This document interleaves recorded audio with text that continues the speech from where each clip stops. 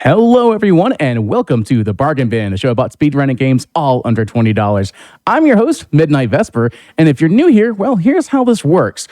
For more current/digital games, we'll be using stores like Steam, GOG, itch.io, Ubisoft, etc. to look at the list/MSRP price.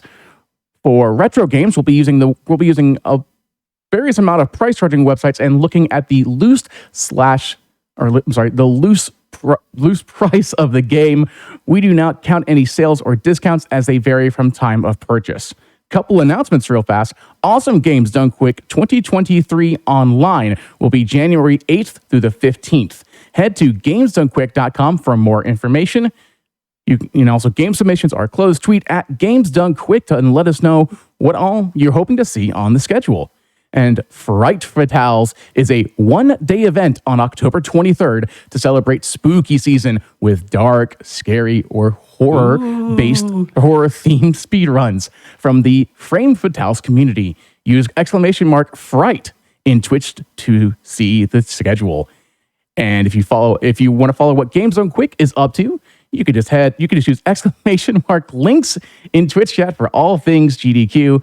And of course, your Prime Gaming subs, gift subs, and bits cheered on the GDQ Twitch channel help support Games Done Quick, both with hotfix and with awesome Games Done Quick 2023 costs. So please consider subscribing if you enjoy the daily GDQ content. And of course, here on today's show on The Bargain Bin, we're going to be celebrating some indie Metroidvanias. Always a good time, always a good time. Later on the show, we're going to be showcasing Hollow Knight. But first, Keyzeron, our good buddy Keyzeron, also another hotfix show host, will be showcasing Ender Lilies. How are you, Keys? Yeah, I'm excited. I have gotten the fortunate opportunities to showcase this game a few times on hotfix already, and this is a category that I haven't shown off yet. So I'm really excited for that. Plus, I got to drag Emre into this, so that's great. Oh my goodness, is that Keyzeron? I'm such a huge fan. All right, so we're just going to start. But yeah, I was actually kind of excited to hear that this game got a price cut and qualified for the show, because this is a really good game, and it had the unfortunate circumstance of releasing a week before Nintendo announced Metroid Dread. So literally any hype for this just died. It was unfortunate. But yeah, I'm going to be doing Ending C. I'm going to let Emre say what they're about to say real quick. Oh, I was just going to say, this is honestly one of my favorite Metroidvanias that has come out. If you know who I am, I do, a ton of indie Metroidvanias, especially, the Castlevania style stuff. And I'm telling y'all, this is one of the best that's come out in the last, 4 years. But yeah, I'm going to be doing Ending C. This game has 3 endings. Ending C is technically the true ending. And it's actually probably, in my opinion, the hardest category in all of the categories. There's all 3 endings as a category, so there's any percent A, any percent B, etc., etc. There's an all spirits, which is beat all the bosses, and then there's 100%, which is exactly what it sounds like. Pick up everything, go everywhere, see all the map. This has 2 of the hardest parts in the game in the same speedrun with very little health. So I'm pretty excited to show it off, but I'm also really, really nervous. You'll be fine. You got this. But I'm good to start whenever. Yeah, so whenever you're ready. All right, we're going to start in 3, 2, 1, go. So right off the bat, I'm showing off the silliest movement tech on the planet. If you hit dodge right before you hit the ground, 2 or 3 times, you actually hit the ground twice. So you get a little extra momentum. I'm also going for these damage boosts. I'm really glad it's going well, because every time I've gone for it at hotfix before, I missed every single one. But I got every single one this time, so I'm pretty pleased. But yeah, just like any other Metroidvania, we have a very limited skill set right now. We will beat bosses and get more abilities as the game goes along. We'll get double jump. We'll get traditional wall climbing, which is claw in this case. You'll see claw. Are we going to see claw in your run, Emre? Yeah. Yes. Okay. Yeah, cool. Yeah. If you like Spider-Man, then we have the 2 games for you tonight. We are not going to see any of the spiders outside of Hornet in my game, unfortunately.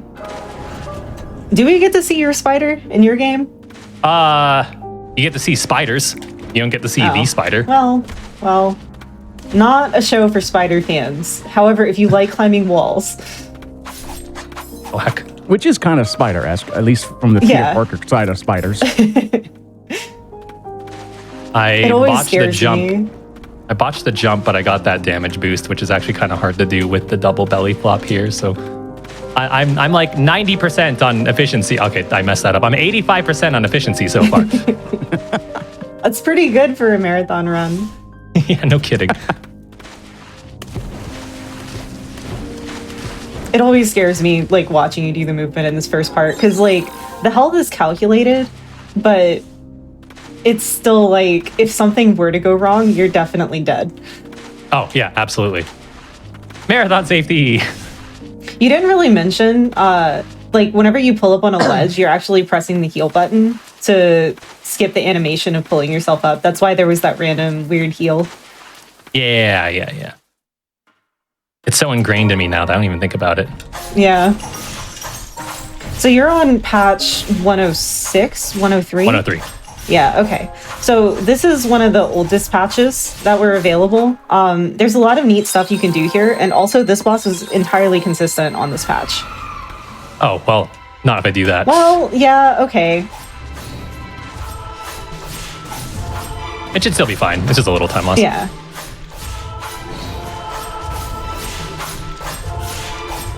So if you look at the bottom left, something you might notice that's happening is you're seeing my sword kind of shuffle around there. A neat thing, it applies to all patches. You can swap your inventory around and it'll quicken the cooldown of your weapon. So my big damage booster right now is 3 sword slashes and then swap. 3 sword slashes again and then swap. And there's a noticeable difference in the cooldown with that. I do have my splits just so I can see like how well I'm doing because I like adding pressure to myself for some reason. And we only lost a second despite how all that went because we got, I don't know how it works. A couple of the top Japanese runners get it every single run and I get it like once every 10. So I don't know if it's a frame rate thing or if I'm just bad. But if you damage the boss correctly, you actually skip a stun phase. So the bosses have 2 meters on top of them. They have a health meter and a stun meter. If you do enough damage without knocking her into a second stun, she just transfers to her second phase, and it saves, I believe, 2 seconds.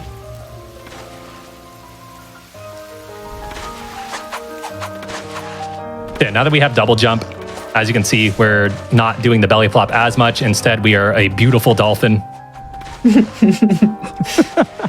We're a single dolphin instead of a double dolphin. Yeah, a single dolphin, but it's a much bigger arch.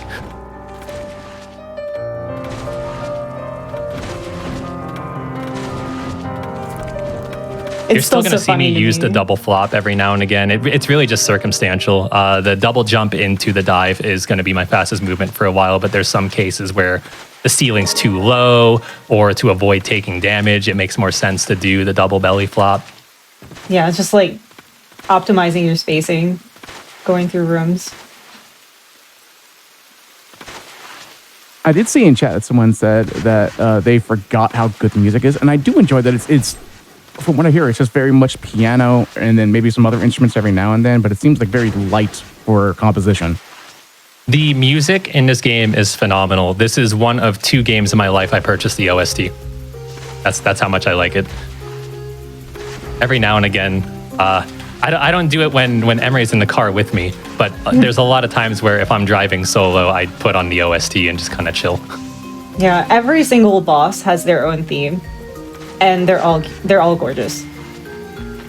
Yeah, you might have noticed it with the first boss we fought, and specifically major bosses, but every single boss has like a slow version for the first 2 phases, and then their final phase is like a really hyped up version. So it's really cool to hear. And then there's also going to be another boss later that shares a similar theme to the first boss because, spoilers, they're sisters. So there's like that little link to it.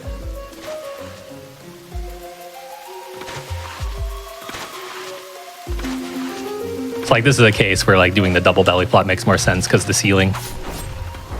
That was a bad place for that bird and I tried to avoid it. Well, These you're birds not are allowed mean to right now. avoid birds. Are there going to be birds in your bug game? Yes, but I'm going to kill them for soul. Oh, see, I just ignore mine and complain when they hit me. I mean, as an RPG fan and speedrunner, I can always say birds are jerks. Birds are jerks. Frogs are so I love much worse. RPGs. Okay, maybe birds are worse in RPGs, but frogs are worse in Metroidvanias. Every Okay, well, single frogs are just bad in Metroidvania. yeah. That's true. Frogs Anyways, sure commentary. exist. You're gonna see him grab like a ton of health throughout this run because, like he was saying earlier, it has some of the most dangerous stuff that is in speedruns or in Ender Lily speedruns. In all of speedruns. In all of speedruns, yeah. Well, I mean, I would call that room one of the worst rooms I've ever seen. But really we is. need a ton of health for this run. And I'm genuinely grabbing the bare minimum to survive. Yeah. Because the movement's really tight. I could, for marathon safety's sake, not do that and get a little extra health, but I feel semi-confident.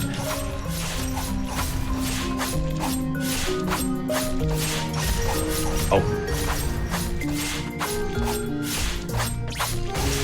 So, you're not going to see me fight too many additional sub-spirit bosses, but this is one of the two that I'm going to fight. She's floral. She doesn't do a lot of damage, but she does a lot of stun, and that's extremely valuable for taking out a lot of bosses. Also, we kind of glanced over this fact, but if you like benches in Hollow Knight, this is basically a bench. It's better than Hollow Knight benches because you can warp to them, which is great for routing. It's really great. Yeah, so I mean, we it have, looks like a bench to me, but yeah. It sure is a bench. Yeah. They're technically respites, but no one calls them that. Least of all me. What? Rest what? Yeah, exactly. I bench. always pronounced it respite. Oh yeah, I meme between the two. I think it can be pronounced both ways, right? Or am I like not Englishing right? English is a language, okay? It sure is.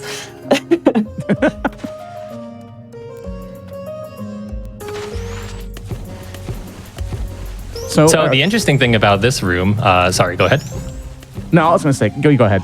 Okay, the interesting thing about this room is we don't have swim yet, so the fastest way to go around is just hop in the pool like this. That's really all I had to say.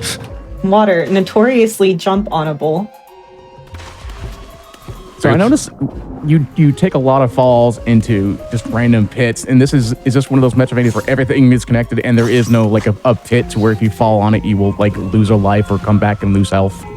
There are no pits like that. No, I actually never thought of that. Yeah, I There don't are think some there's pits any that like can- hazards in this game. Yeah, there's no hazards in this game at all. I think if you go out of bounds, which is very hard to do, and I haven't seen it happen very often at all, especially not in runs. I think if you go out of bounds, it just kind of infinitely walks you. So you like soft lock yourself, but you don't die. Otherwise, yeah, there's no hazards. The enemies are the hazards. The hazards are your foes. Oh, so this is a really fun fight. So the reason that stun matters so much is right here you're going to notice the boss fell. Bosses actually take fall damage in this game, but we don't take fall damage, just them. So Keys is going to be trying to line up some big drops throughout this fight, starting in phase 2 here.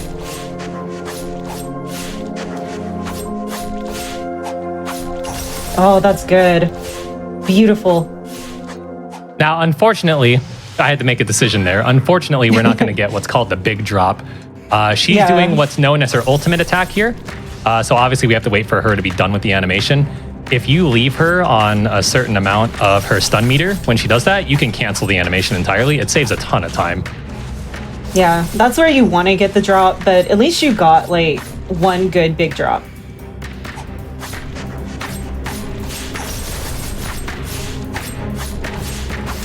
Okay. That's still pretty good. Nice. Yeah, this is basically the game's like glorified tutorial telling you, hey, enemies can fall and, break their ankles. And falling is a lot of damage to these main bosses. I believe it's, like 10% of their health or something. Yeah, I It think might that not sounds be right. like that high. It might be like 8, but 10 sounds right. 10 sounds right. I think that's what I've heard before. It's not negligible.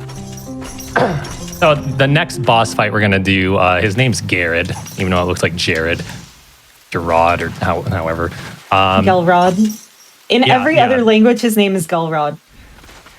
And then in English, he's Jared.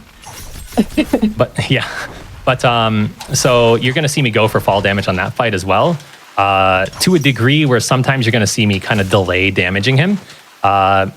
It's more impactful the later you are in the game, which I can explain that in a sec. But he is the stereotypical spongy boss that has way more health than he should ever have.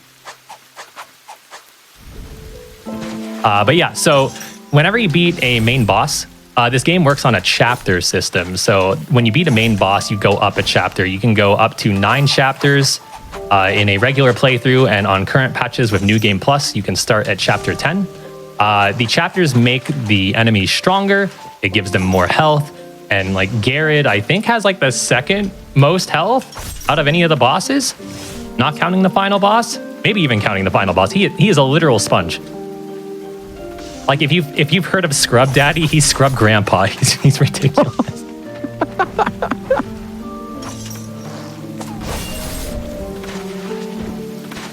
Yeah, something you might have noticed I started doing with my movement is I'll do my double jump, I'll do my dive, and then right when I'm about to hit the floor, I will spam a spirit. Same concept as the menu swapping. It just stops the fall, so you save time. There's no cooldown on hitting the ground. Kind of like what just happened right there. Live example of what I was trying to avoid.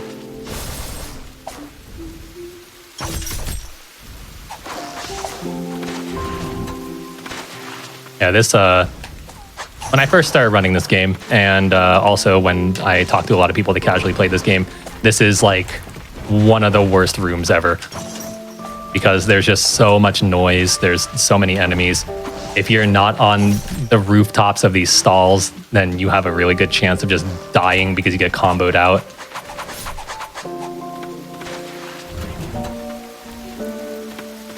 I would say the amount of detail they put into a lot of these enemies is really, really stunning. The artwork is great, the gameplay is great, the soundtrack is great. The reception was really great too. It deserved a lot more love than it's gotten so far.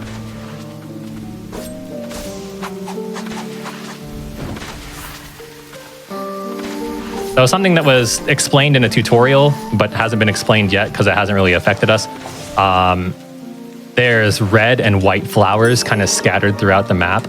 Red flowers help you recover, I believe it's 50% of any spirits that you've used prior to like sitting on a bench and restoring your stuff. And then the white flowers, they either heal you if you have all 3 of your heals still, or they give you a heal back. So this is Garrett. This is the first skill check of the game. Oh yeah, I was stuck on him for a while. And like Keys was saying with his HP, he's so spongy. It's going to be really important in this fight to be patient and line up falls. Otherwise, this fight takes forever. It sure does. I mean, it still takes forever. Unfortunate timing, but I didn't really have a choice there. Yeah. Something you might notice me do too is if he looks like he's close to being out of his stun meter, you'll see me do an aerial attack instead of a ground attack. It does less stun damage and less damage overall to do that, but it still allows me to maintain some form of DPS while I wait for an opportunity to make him fall. So when it comes to the bosses, are they, I guess the patterns are they all RNG, or is there some sort of pattern in there so that, like he'll attack 3 times and then do that move or this or that? There's patterns, but it is like, it's a coin flip on which pattern you get a lot of times. It's a range of chance. Like in phase 3 here, he can do that jump and slam attack between 1 and 3 times. So I've seen him do 1 before, but that's way more uncommon. But I've also seen him do 2. but I think most common is him doing 3 of them, Yeah, which is really good for stunning. Yeah, the biggest thing is he'll either do 3 or 2 and then like a big swing. So that wasn't like the nicest fight, but that was a pretty good example of how Garrett can go.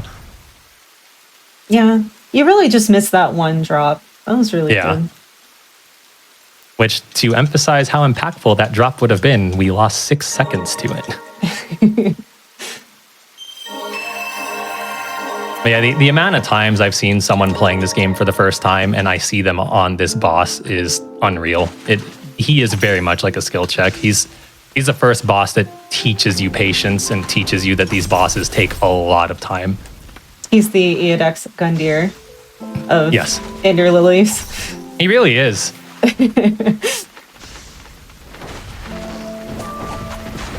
Now we're backtracking a little bit because our next area needs a switch pulled that we couldn't access before. The bosses give abilities, and I think I mentioned that, but didn't really go into detail. So Aline gives you the power to swim, and Garrett gives you the power to slam with his giant hammer. So a lot of those red floors, they're breakable now. If it's like a rough-looking, jagged red floor, then you just have to slam into it. If it's one of these thick ones that I just went through, you have to build up enough momentum to break it. Kind of a neat way to like expand the usefulness of the ability without making the ability too massive. Would you like to talk about relics? Okay, so if you played Hollow Knight, those are charms, and yeah, so they're basically equipable items. Right here, he's grabbing a chain of sorcery, and those basically give you another slot to equip these items with. The Giant's Ring that he just picked up increases the amount of damage that he does while grounded. And I think that's one of the most important things you wear during this, right? Because I don't remember what relics you actually wear during this run. So we will get that. We pick up Executioner Gloves, which is basically the Lloyd's Ring from Dark Souls 3. We pick up something called the Ricorous Ring, which we'll explain that one when we get to it. I'm about to pick up another one called the Fredia's Ring. Your mom's name's Fredia, by the way, so you're picking up your mom's ring in this crypt, one is like the most important, I would say. For now. The most important. I wouldn't say it's the most important in the entire run, but it is absolutely 1000% the most important relic I'm going to equip for the next 5 minutes. So Fredia's ring allows you to parry, which it's nice that they made it 0 cost to equip, because that would be kind of lame if you had to, give up slots to parry, something that's in a lot of these games. But the parry is really, really important for the next boss. I'm actually going to juggle the entire first section of the boss because of the parry. At least, hopefully. You're going to try to, for sure. I'm going to succeed. Okay. I believe in you. So this is a really big skip I just did. It's affectionately referred to as spider skip because you use a spider to skip a bunch of stuff. It literally skips all of this area.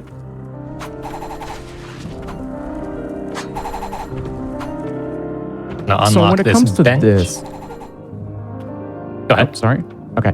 When it comes to just as a general concept for speedrunning, at least in the sense of Metroidvanias, when items have to be equipped, how hard is it to learn how to quickly maneuver? And I know you also run some Pokemon, so I may actually go into that as well.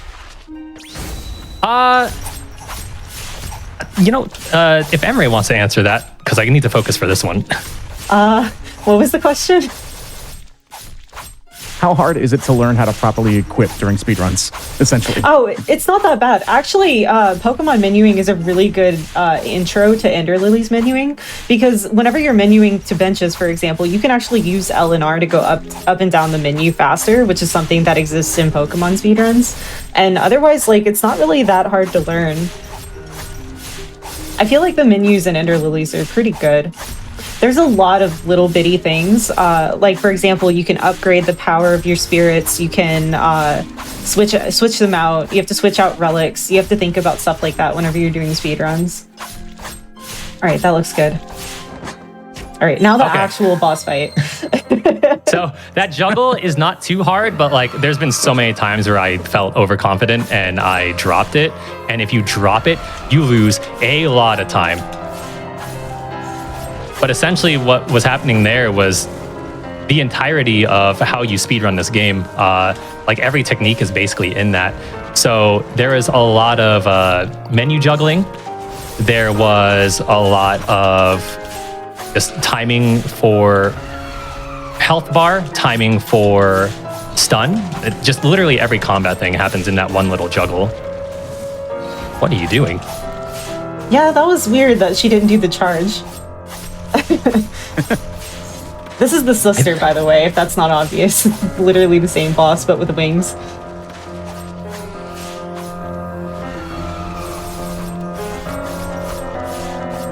You had to be all the way to the left. You had to be all the way to the left. She would be. But yeah, so we only used that parry ring for one thing, and that was to get the initial juggle started. And that is it. If you see me use the parry at any point in time, I either didn't hold the direction while trying to dash because dash and parry are the same button, or I panicked. So what she gives is, obviously, as you see, it's called Guardian Wings. It's just a dash, but there's another ability called dash. It's really confusing. But I have very fast movement unlocked now, and this is the biggest reason that we play the older patches. You can reset the cooldown of the dash. So you can you see me like dash and then stand up straight and dash and then stand up straight again. Another thing we got from that boss is what's called Last Rites, which is basically just an ultimate ability for all of your main spirits. And that's what you just saw me use right there, was I went into the enemy and spammed a huge projectile Last Rites. And that's another reason that we run on older patches. Basically, any patch before the 1.1.x patches you can do like an absurd amount of damage with Aline. They nerfed Aline. I'm sorry. I was right very upset when it happened. Yeah, it made me sad. Right now, what we're doing is we are using the Silva Spirit that we just got to use her for a lot of movement. We're picking up 800 Furious Blight. Blight is the currency that you use to upgrade your stuff. So now I'm going to have a lot of damage at my fingertips. And we're also going to go out of our way for the last optional spirit. I'm still on the fence on whether it's actually faster to do this or not. I felt like my runs have been better, and I did recently set a really good top time going out of my way for this. Oh, you got world record. It's a good time. Yeah. Good time. Point where I said something that was incorrect. I mean, you're understating it a little bit. You're very good at this game. I mean, it could just also be that you're comfortable with Archer, so you really wanted to get him for that reason. Maybe. Yeah, it's hard to tell. I mean, this is worth going to anyway, because you get a Priestess Wish.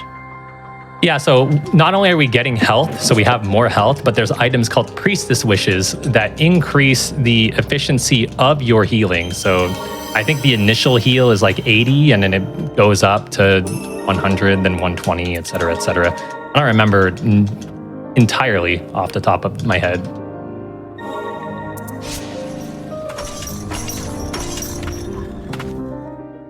But the neat thing about the trick that I did prior to the Archer fight, getting that 800 Furious Blight, that does not work on any other patch besides 103. Even 106 can't do it. They changed the geometry of that right wall. That is literally the only reason this trick works.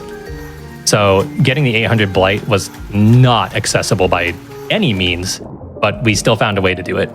And like I said, it's made me infinitely more powerful.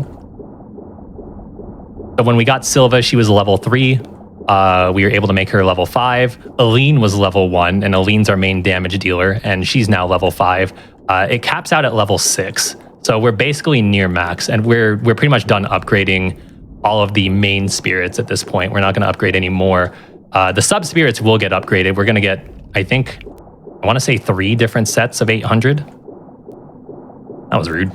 Oh, that was scary. Oh, These mines do a lot of damage, by the way. It's like most of his current health bar. Another movement tech thing that's going on here is you can kind of tell sometimes I don't move as much with my swim. If you spam heal at the end of your swim animation, you cancel the animation so you can swim more often. Which is why we have like these short bursts. I noticed also that sometimes you were just going through those bombs. Is their hitbox detection kind of weird, or is it like you're allowed to go through it? I'm allowed to go through it because the swim is technically a dash. Okay. So yeah, nothing nefarious there. There's plenty of nefarious around, but not that one. No cheating in this good NMG stream. Looking at you, Covert. Can't believe he did that to me. Unbelievable. So, prior to the most recent patches, this was one of the worst rooms in the game as well, because these guys can go on the elevator for some reason. Oh. Okay, that's fine. You got it. Yeah, they can ride the elevator and they will kill you. That doesn't happen in current patch. If you decide to buy this game, you're fine. Oh no, that's scary. Okay, second try. That's fine. So we have to do a damage boost. I can kill it, but as long as you get it within the first 7 tries, it's faster to just damage boost and grab it. So those are the Executioner gloves. So in terms of raw numbers, in this patch, the Giant's Ring gives you 7.5% more damage when you're on the ground. The Executioner gloves at full health give you 10% more damage. That all sounds well and dandy, but if you play current patch, Giant's Ring is 12.5% because they buffed it, and then the Executioner gloves are an absurd 17.5%. So the one thing the current patch has over these older patches is the relics are really.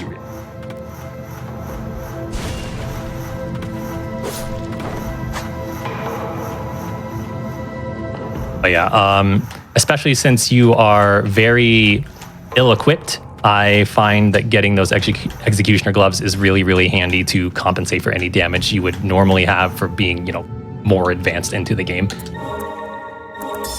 I do have to ask. I know I've seen a lot in this area. There's a lot of pots in the background. Are you able to destroy those pots by chance? Yes, and they sometimes give you a little bit of health. They sometimes give you a couple of your spirits back. They sometimes give you some blight.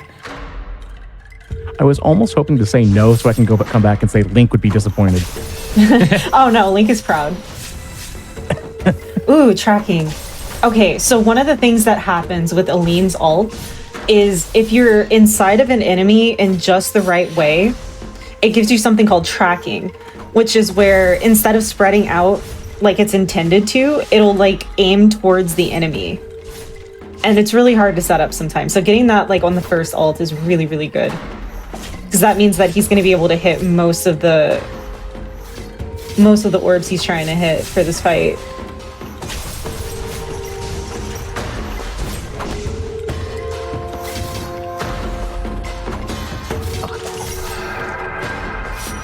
No, get out of the way.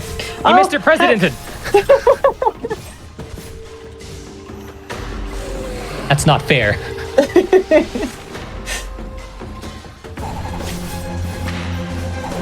So this is another one of those skill check bosses. It's not necessarily because he's hard. The population in this room is a little obscene. Yeah, I feel 27 billion ads was too many. They should probably cut it a little bit. Heck.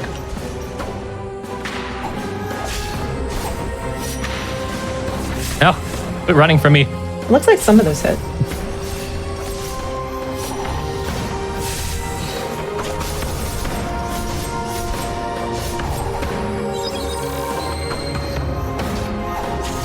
There's a lot of these enemies over here. Yeah, I wasn't exaggerating. And they're all gone. Yeah. So as early as patch 106, they realized, wait, that's way too many enemies. And also his kunai goes way farther than we thought it would. let's nerf him.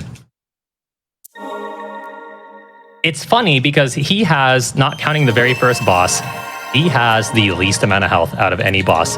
And the only reason he is as hard as he is because he has a lot of friends.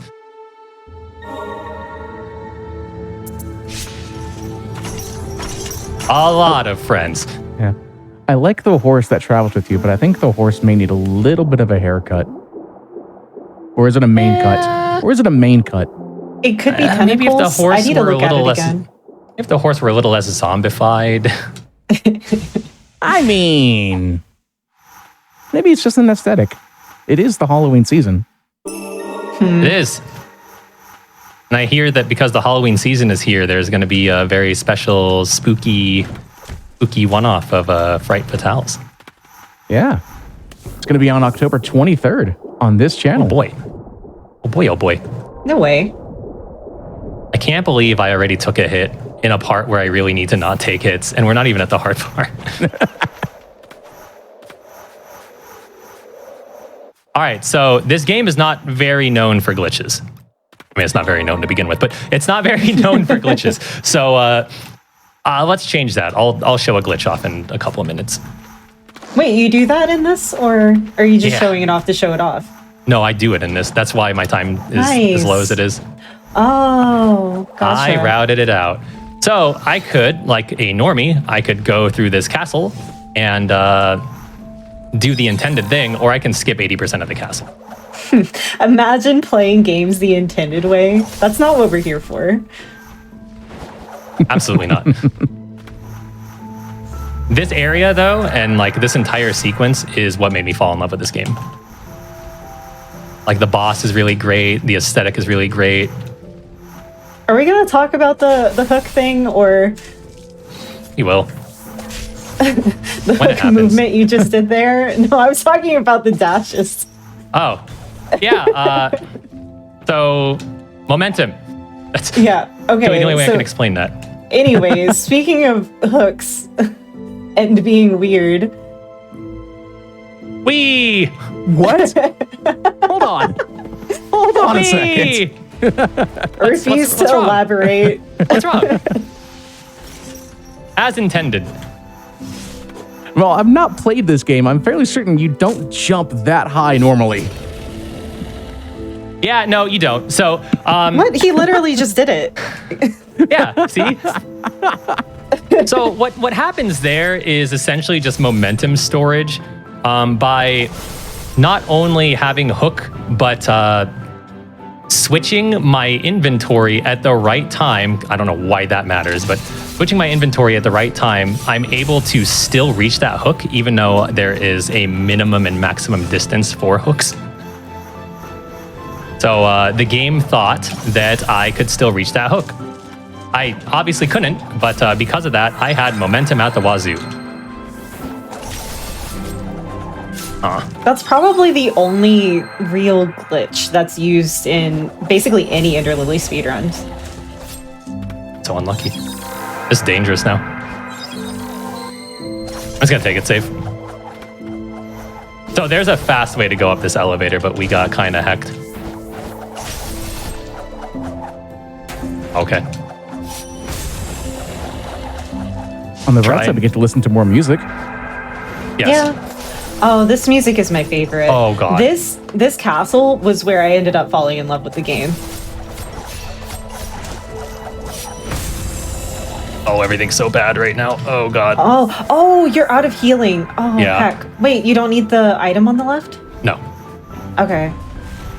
I figured that would be one of the amulets you get. This is still really scary. You still have a couple of rooms to go through. Sure do.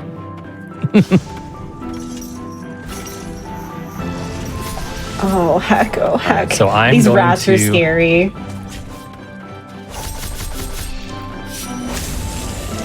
Okay, that's... yeah. They can take a punch, too. I'm just gonna play mega safe. Here we go. Very understandable. Okay, we're alive, and that's what counts. Woo. Oh, that was terrifying. That would be a long way back. All right, so some of those other spirits got a little bit of love there. See, this is a bummer because normally I try to have my last rites meter filled here so I could start with an ult, but that's okay. No, it's fine.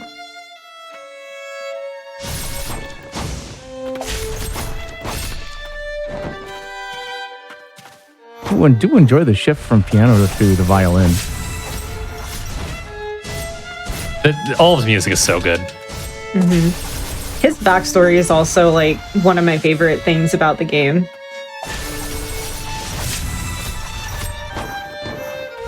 Good So that does tracking. pose a question for those that are completionists and stuff like that. I assume every villain or every character has some sort of background story you can kind of grab and get to know more about the lore of the game.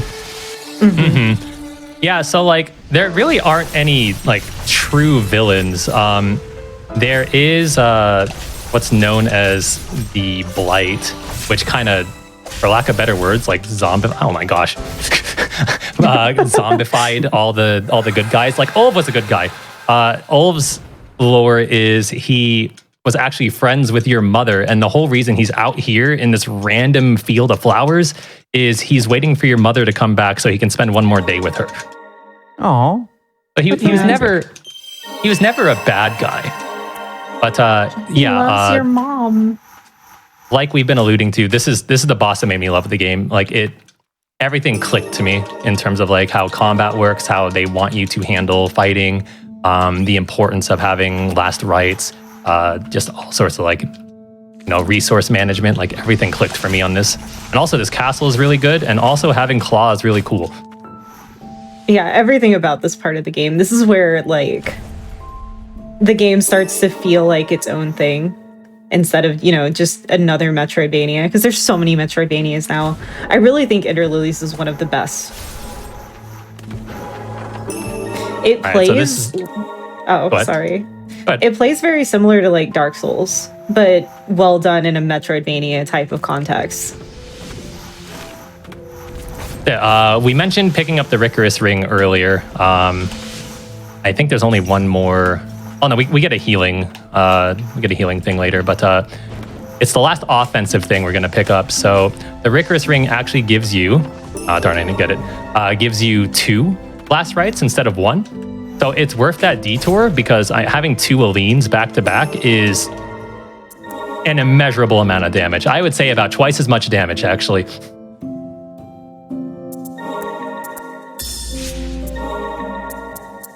You on. I went to the wrong place. That's okay. We get to see the horse again. see what I was talking about? No, Yeah, I think those are like, are they dreads or are they tentacles? It's hard to tell with this game. There are I a lot guess of tentacles.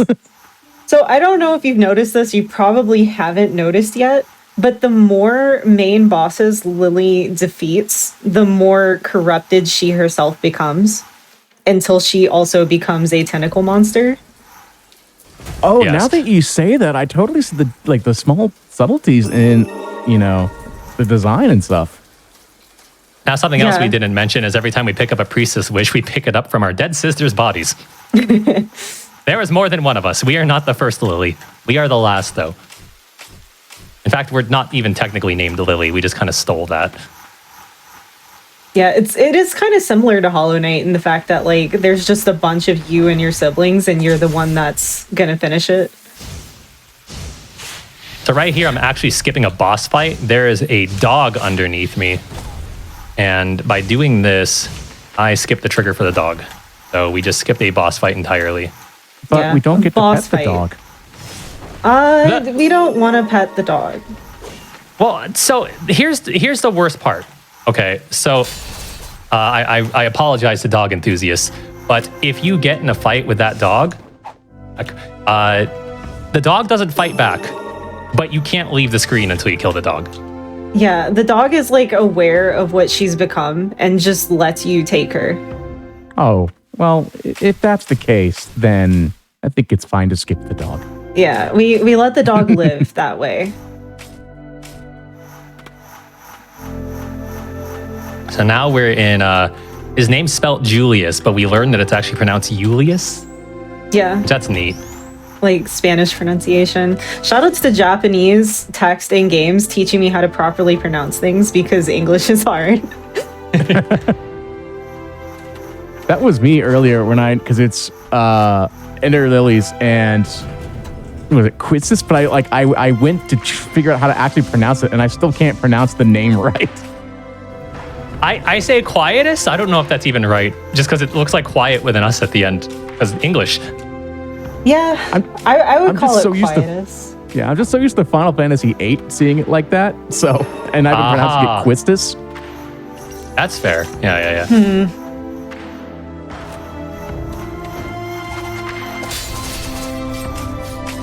So there aren't really like a bunch of like skips or sequence breaks I'm doing right now necessarily, but there's a lot of clever platforming that's going on. The elevator that I just went up to get to this area,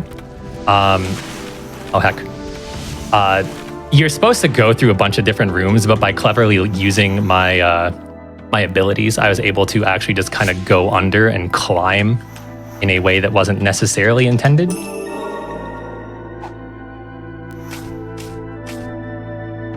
All right, so I lied. Now I think about it. This is actually an optional boss, but it's faster to fight this boss than it is to go around. So is he really optional? Especially with Aline. Like, he's supposed to be tanky. And Aline does that to him. Like, his whole gimmick is he's armor. Yeah. You can only hit him either from behind or when he's in mid-attack. Or you can just, shove Aline into him and yeah, be on old patch. That's exactly the secret. This is kind of like a Hollow Knightism, but you might notice that I'm hitting enemies even if I don't necessarily need to. It's just to build up my spirit gauge.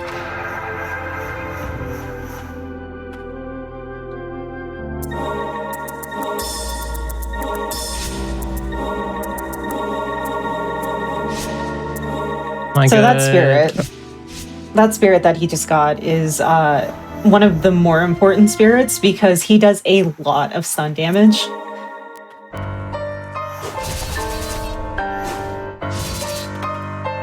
And the main thing for this boss fight with Julius is doing as much stun damage as possible.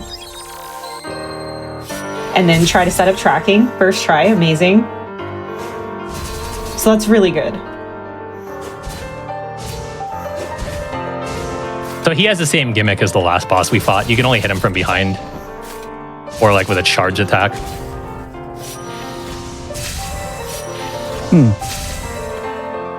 See that? Right there is the perfect example of why tracking is very important. That was a lot of damage.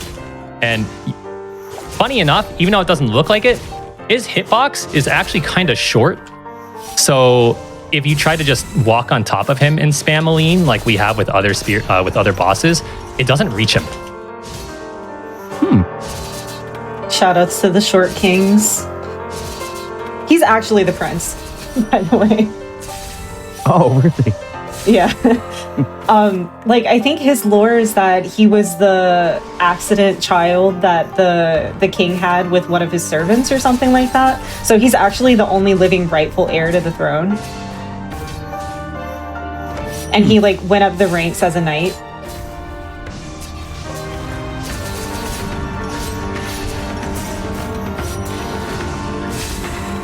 Oh, that's scary. No, that's so unlucky. Okay, so obvious death is obvious. So what happened there was I was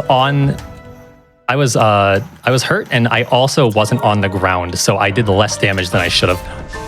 Yeah, because of the Giant's Ring. That's fine. This song's good. We get to hear it again. That's fine. We're just getting a little extra content. No big deal. So I got it. Did I see that correctly that you were like stabbed? Basically, you died like being stabbed in the back. He lasered me with a giant laser. Yeah, that's his ult. His ult covers literally the entire screen in front of him. It's not exactly dodgeable. That's me trying to make a Julius Caesar joke. So I'll just take it. Okay. I'm That's not our very fault good. for not seeing it. Yeah. You gotta spell stuff out for me sometimes.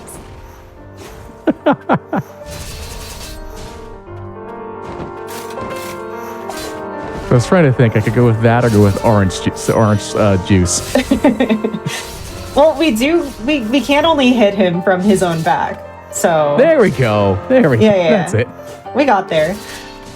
We worked it out, team. Maybe that was the whole point. Yeah, we're just labbing out jokes for a future show. There.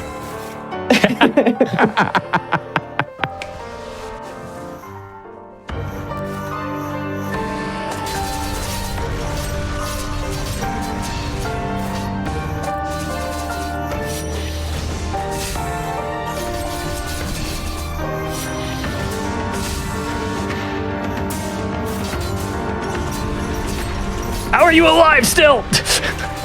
Just Please die. die. Oh my goodness. I let you show up twice. Living off of that 1 HP. Ah, that was absurd. The best part about this, though, is even though with that death we lost like 2 minutes, I'm still incredibly underestimate. Like, incredibly. It's nice. So this is where you get the actual ability called Dash, which I'll show off in just a moment. Yeah.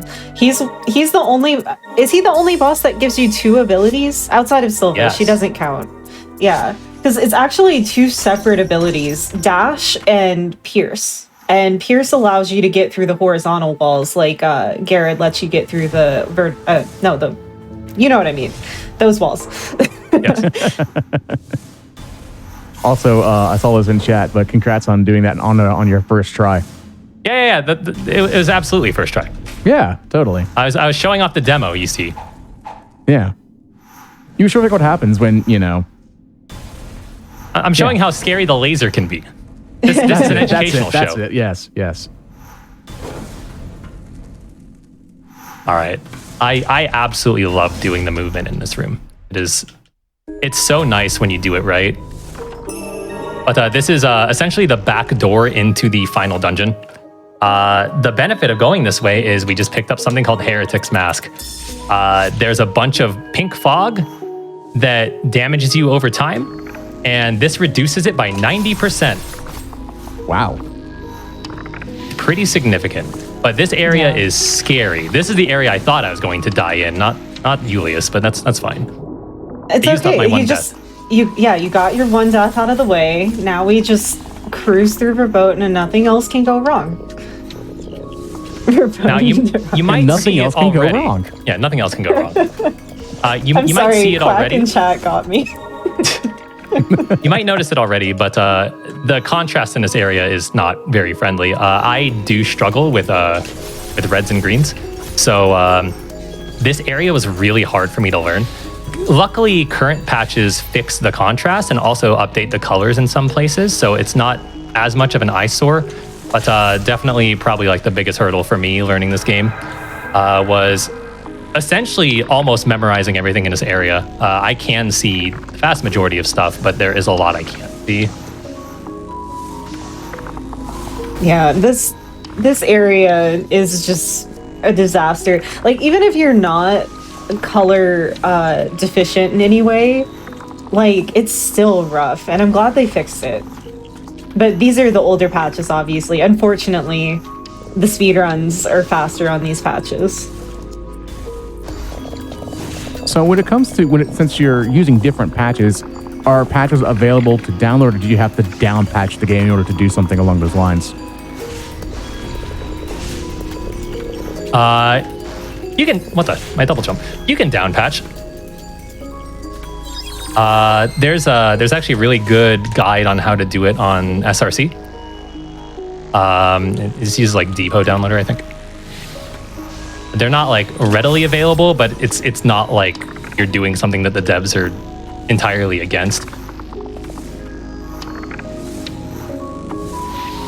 But I would hope they're not against it. They retweet me whenever I get records. That would be awkward. Hey, this is cool, but by the way, you're in trouble. A lot of developers have been putting patches as betas on Steam, which has been really helpful for speedrunners. And it would be nice if they would do that for Ender Lilies.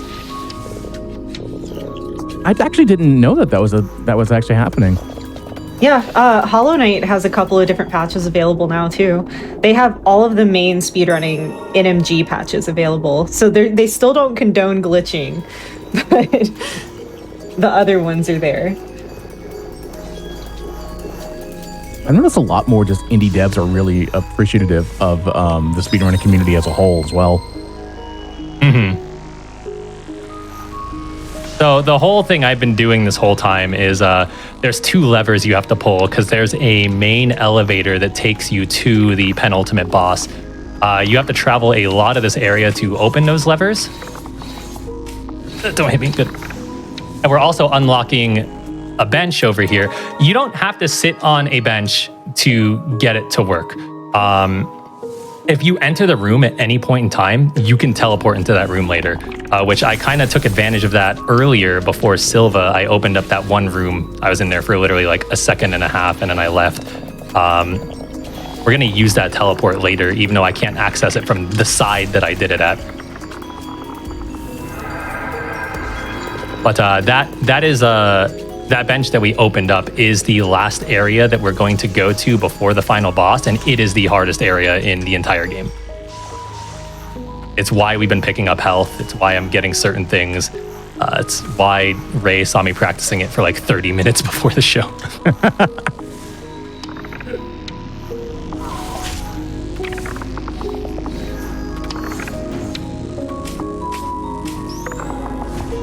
Something we haven't brought up that I've done, I'm pretty sure this entire run, is anytime I've gotten an item from a pot, like any breakable, you'll see me do it with a spirit.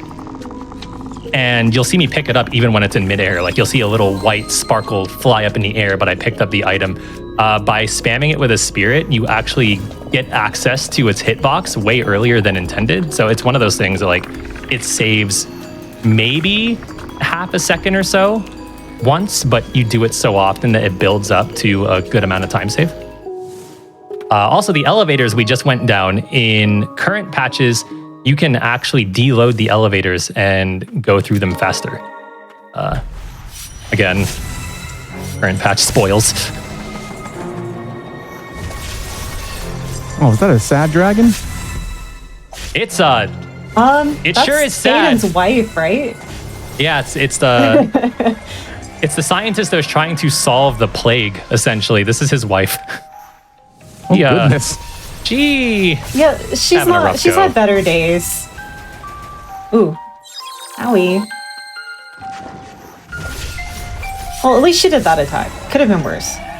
This is one of those examples of why Aline is so good. Even in current patch, you use Aline in this fight because the hitbox is. It's a planet, man. that is Jupiter. That is Jupiter.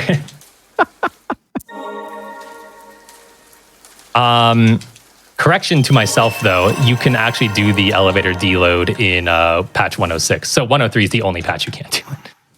Oh, yeah, okay. That. I was about to say, I remember it being a thing. It's just everything else is faster on this patch, so... Yeah. There aren't too many elevators you can do that to. I know those 3 that we were just at. I don't know what else. This is probably genuinely the second hardest room in the game, especially in a speedrun, especially if you're doing B ending, because you don't have enough health to survive any of these hits. Also, all spirits. So like half the categories. This is a terrible room. Oh, why did he turn around like that? I don't know, but it was rude. It's a scam. Gonna save the heal. Speaking of, though... Oh, sorry, go ahead. No, go ahead. Oh, speaking of, if we were doing B ending, this would be the end. But since we're doing true ending, unlock is actually the ability that gives you access to the things that let you do true ending. So you learn how to use a key to open doors. Yeah. You had to fight a big tentacle monster for it, but now I know how to put key in hole, turn key, and open door. Yeah. Is that why I kept getting locked out at Summer Games Done Quick? Yes. Ah, okay. Should have learned unlock. All right, so we're gonna see unlock in action really, really quickly. Heck. You know, if hook works. No. Okay, I'll just. So okay, that's another current patch thing that's better now. It never prioritized the higher hook in older patches, so you'll see stuff like that where I just kind of get stuck on the row below. But so what we're doing right now is we're getting stone tablet fragments. There are 7 of them, and you need all 7 of them in order to unlock the Luminous Aegis Curio, I think is what it's called. It's basically the way to unlock the final fight, because you can access the final boss, but that doesn't necessarily mean that you're gonna get the real ending. Please stop living.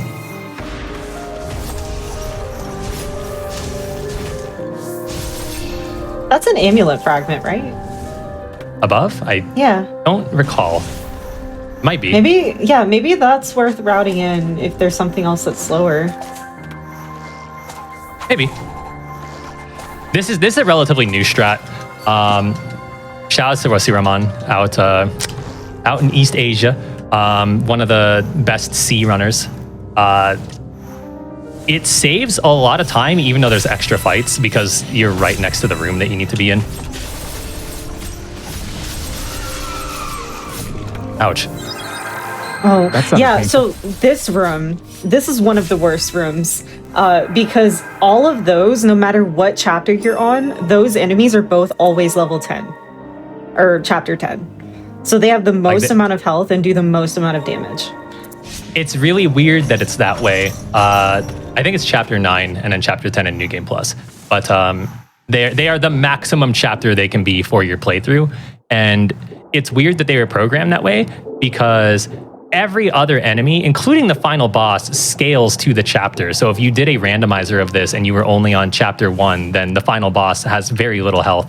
But for whatever reason, they assumed, oh, you can't possibly get into this room without, that's rude, without having beaten the second to last boss. So we're just going to make the enemies hard. Yeah. Imagine, if you will, a randomizer where you start in crypts, and that's a check. It's horrible. It's set to the highest chapter, and you have nothing. Like something that hasn't really been touched upon is if you look at the top left, there's a number. So there's actually a leveling system in this, and leveling does increase your damage. I can't recall if it gives you extra health or not, but damage for sure. But it's so minimal and minuscule that it's not really something worth keeping in mind. But if you did a randomizer and you beat that enemy and cleared that room, I think you get like 25 to 30 levels. Yeah.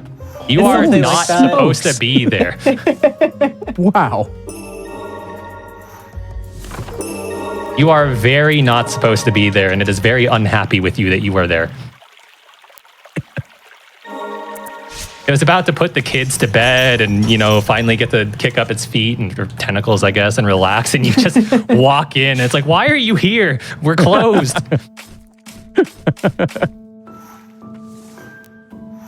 So here's another disadvantage of this older patch, even though it is faster. This tablet, you have to do a little bit of finagling and some work to get things going. And that includes using your hook shot. But in this patch, they don't give you enough hooks. You have to find some way to climb up. Sometimes that means a damage boost. Nice damage boost. But yeah, there's an extra row of those hooks on every patch after this. That wasn't too bad overall, though.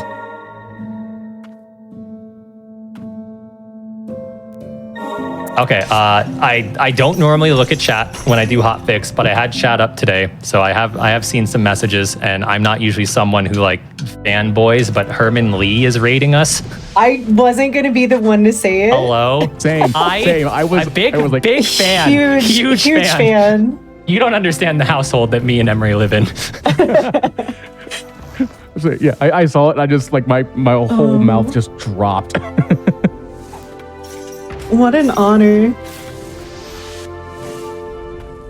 All right, so this is the second to last tablet we have to get. The last tablet is the entire reason why we got all the health, all the different relics that give us extra heals. If I die a handful of times, don't be surprised. If I don't die, legitimately be impressed. Yeah, literally stand up and clap even though you're in your own private rooms. Because it is very, very tight. One mistake, I can survive. Two mistakes, probably not.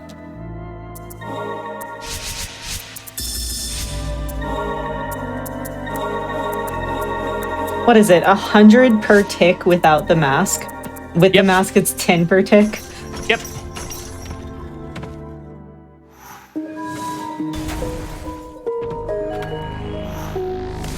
And this is an awful check if you do a randomizer.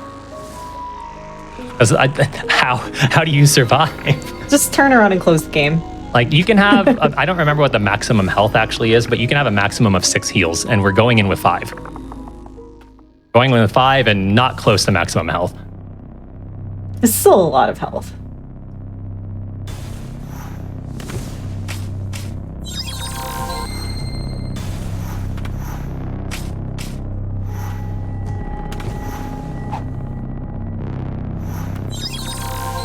So far, so good. Everyone's just holding their breath. Yeah, I am. I know I am. Yeah, I am too. Yeah.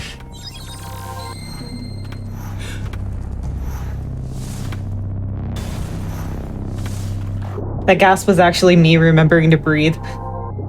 Yeah, this part is really unsettling because like the background noise is a bunch of gasping. This part is very hard to see. Just imagine like getting like an up to halfway through, just a giant pop-up screen. Remember to breathe.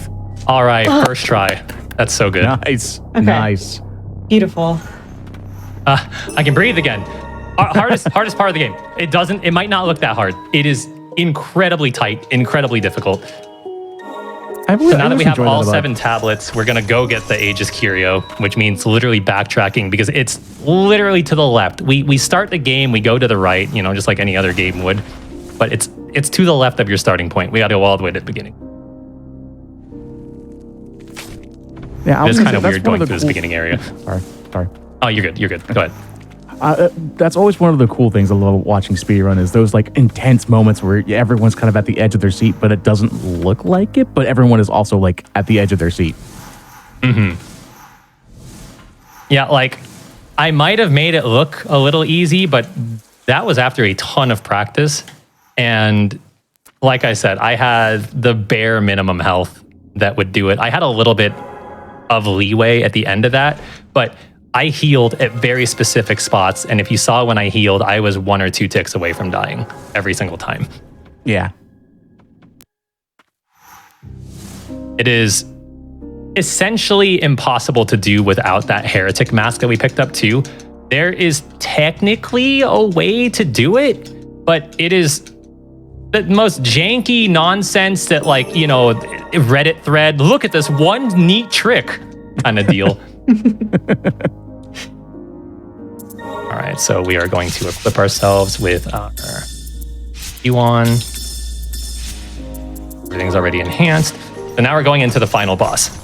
So we are already almost done. The final boss has half of the fight with 3 phases and the other half with 2 phases. And you don't get the other half of the fight if you don't have that Luminous Aegis Curio equipped. Yeah, that's what a final boss would look like. Yeah. Yeah.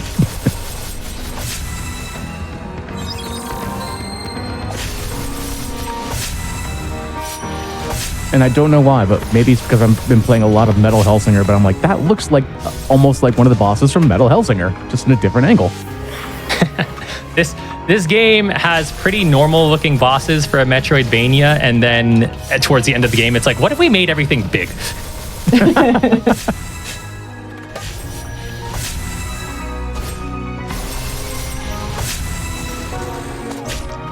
I'm shocked I didn't get hit by that fish. I got my ult up just in time. Something we have not mentioned is whenever you do an ultimate attack, you get iframes for a little while.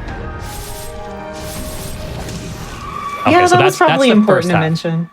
That's the first half of the fight. As you can see, my resources are kind of low. So that's another thing about this fight that's really difficult. And then these, I believe, can one-shot me. Let's not find out. Yeah, I'd like you to be a little more careful than that. I'm fine.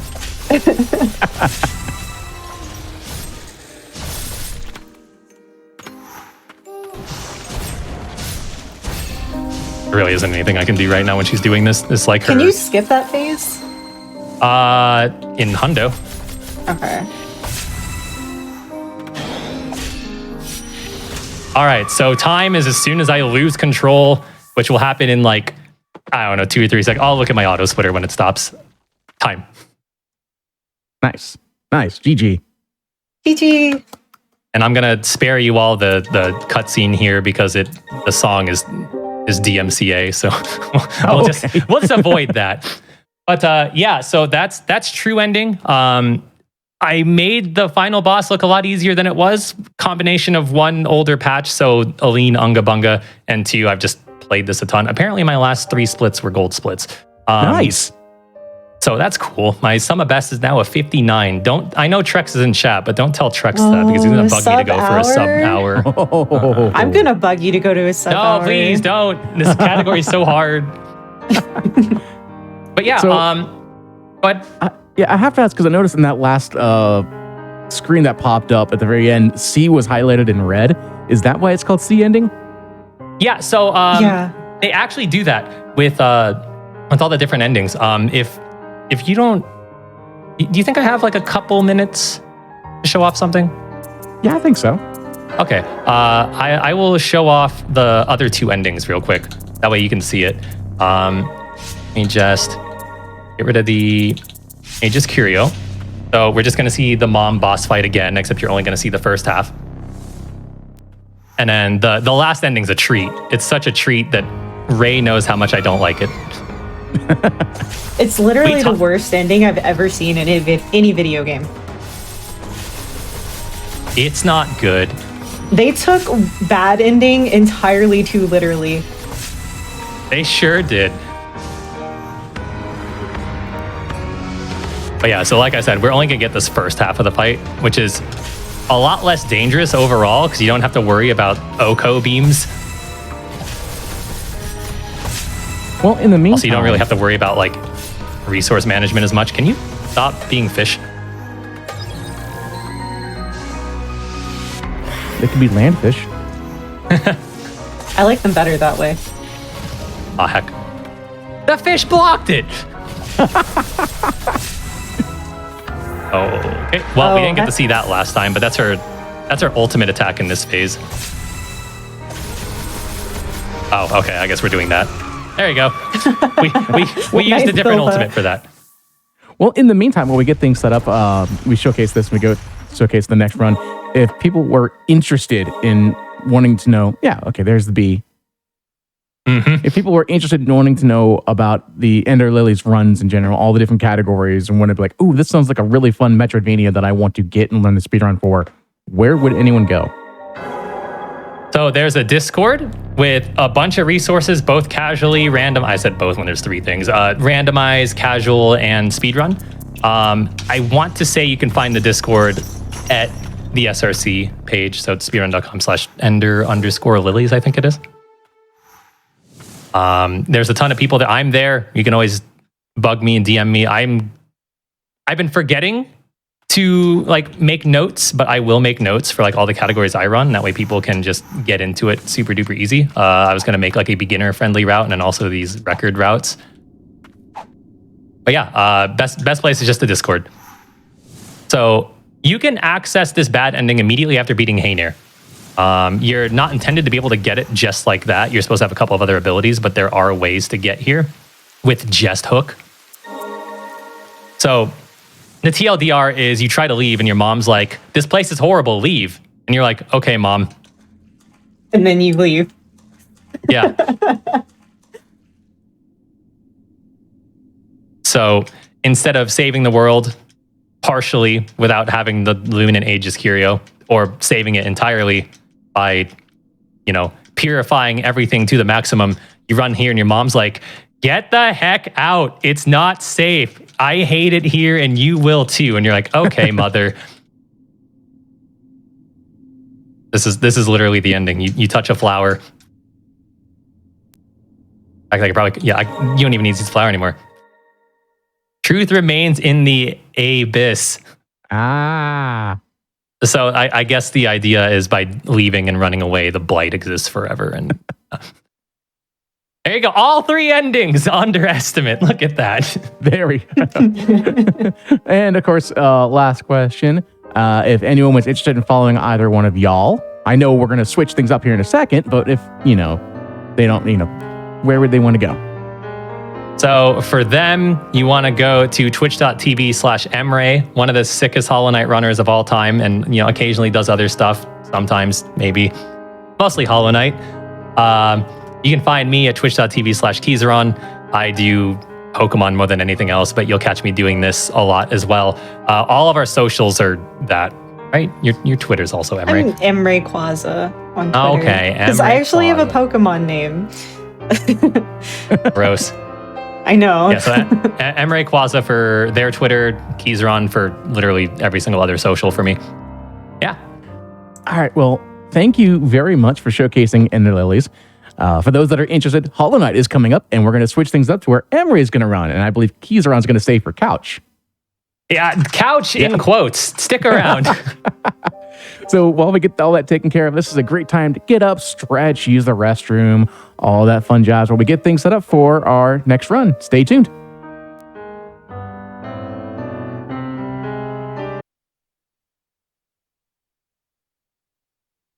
And welcome back to the Bargain Bin, showcasing speedruns all under $20. I'm Midnight Vesper. Couple announcements before we get to our next run. Do not forget that Awesome Games Done Quick 2023 Online will be held January 8th to the 15th.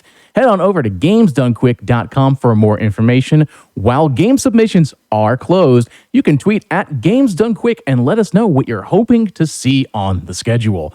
And don't forget, Fright Fatales is a one-day event on October 23rd to celebrate spooky season with dark, scary, or horror-themed speedruns from the Frame Fatales community. Use !Fright in Twitch chat to see the schedule. And if you want to follow what Games Done Quick is up to, use !links in chat for all things GDQ. And don't forget your subs, Prime Gaming subs, gift subs, and bits cheered on the GDQ Twitch channel do help support Games Done Quick, both with Hotfix and with Awesome Games Done Quick 2023 costs. So please consider subscribing if you enjoy the daily GDQ content. And of course, if you're watching this on YouTube, hello YouTube. Be sure to press the like button on this video and subscribe to the channel. Also, head on over to twitch.tv/GamesZoneQuick if you're interested in looking at our live content starting weeknights at 7 p.m. Eastern and weekends at 1 p.m. Eastern. Now, do not forget, we got some more great Metroidvania, so let's go right into it with Hollow Knight by Emre. Emre, how are you doing? I'm doing pretty good. So Hollow Knight, a lot of y'all might be familiar with it. It's one of the most popular indie games. However, I think one of the best things that I can showcase about this game, especially for a show like Bargain Bin, is the fact that Hollow Knight has so much content for, it's so much value for the price that they're selling it for. So the category I'm doing today is called Happy Couple. There's an achievement. So if you get all of the nail upgrades, you can either choose to kill the nailsmith or let him live. And if you let him live, he ends up finding Shio and they become lovers. So this is the matchmaking category. Okay, so timing is going to start here whenever I click this button. So 3, 2, 1, go. Is Key still there? Are you there? Yes, I'm definitely here. Hello. I hadn't heard you. Making you sweat a little bit. Okay. I'm here to provide immaculate commentary, like the menu drop there. I know what it's called. I don't know how it works. Yeah, so you pause for early control, and then you can press inventory. And inventory uncaps your ball speed, something you're going to see a lot. So this is on patch 1221, which is why I can do that. That's basically the only reason that we're running on patch 1221, because of some little minor glitches like that.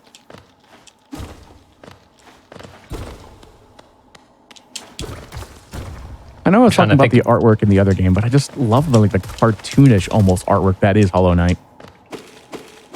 everything is round and cute. Yeah. Not at all the game's actual vibe. It's less tentacle-y than what we just saw. There are tentacles, though. They're just mostly made out of void.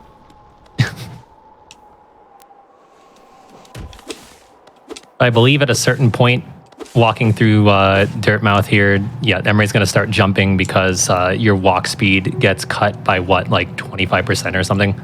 I don't know how much it is exactly, but there's basically like a little tiny plane on the floor that slows your walking, and for some reason it's not higher than the knight. So you can just jump over the slow walk area. I realized something about this game just now. If you recall, oh, that was rude. If you recall, that's so unlucky. If you recall, I was talking about how the main character's name in Ender Lilies is not actually Lily, and you stole that. You're not the Hollow Knight. You're just a knight. This is true.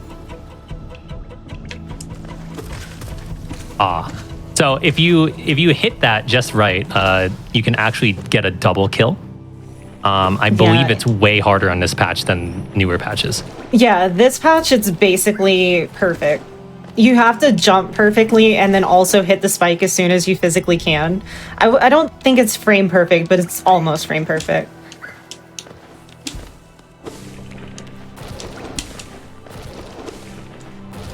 Now, unlike Ender Lilies, which has no voice acting, this has voice acting aplenty. Can you give us a fun little line that we might hear later? After you're not dying. Yeah, I'm struggling a little bit here. Hold on. One of my favorite lines. Ranjo Senja. Junsha. Gardel Ikari. And this means what exactly? Something about upgrading the nail. Junsha probably means thank you. I heard nail in that, yes. Yeah, there's... I mean, it's bug language. You can't expect it to sound like English. I guess. Had you not told me it was from this game, I almost thought that would have been Simlish. It's the world's most polite Klingon.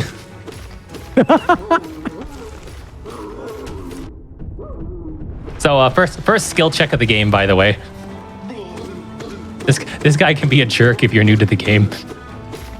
I messed it up the second time. You're normally expected to take 2 hits whenever you're face tanking this. And the first time I was able to skip a cycle. I messed it up the second time.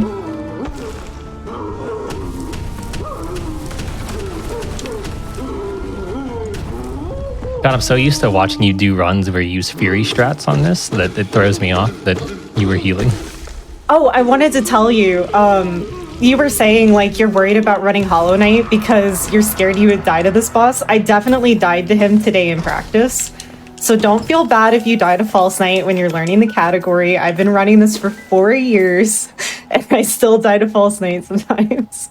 It's normal, It actually does bring about a good point that, like, you know, even those who are pros like you are and what Keys is with Ender Lilies, like, things happen. And it's always good to just always kind of keep that in the back of your mind when you're practicing. Like, yeah, no matter what, things can happen in these type of speedruns. I died to a laser I haven't died to in a year. I wasn't singling that out. Oh, I am. I'm using that as the perfect example.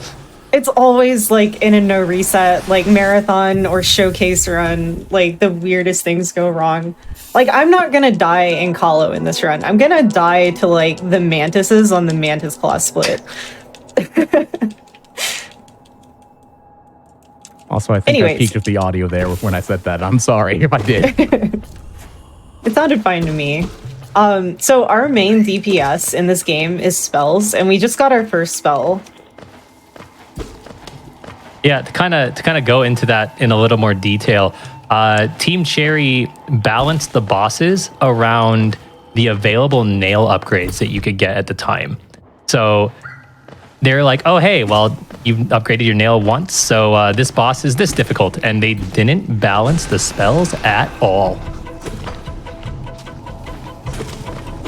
Okay, second, not good. Not Yeah, good, there's a not bad. 50% chance that he's actually going to spit a baby.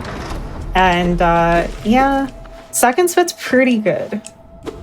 Spit world record for the community, I think, is like 20. Which Imagine is like, losing 20 coin flips in a row. yeah, you may as well have played the Powerball. Like, why are you running Hollow Knight? Me earlier today buying a Powerball.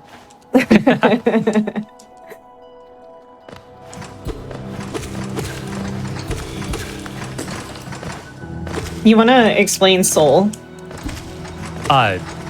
Yeah, so with every successful hit on most everything that's an enemy, you build up that little orb in the top left, and that's what allows you to heal. That's what allows you to use spells.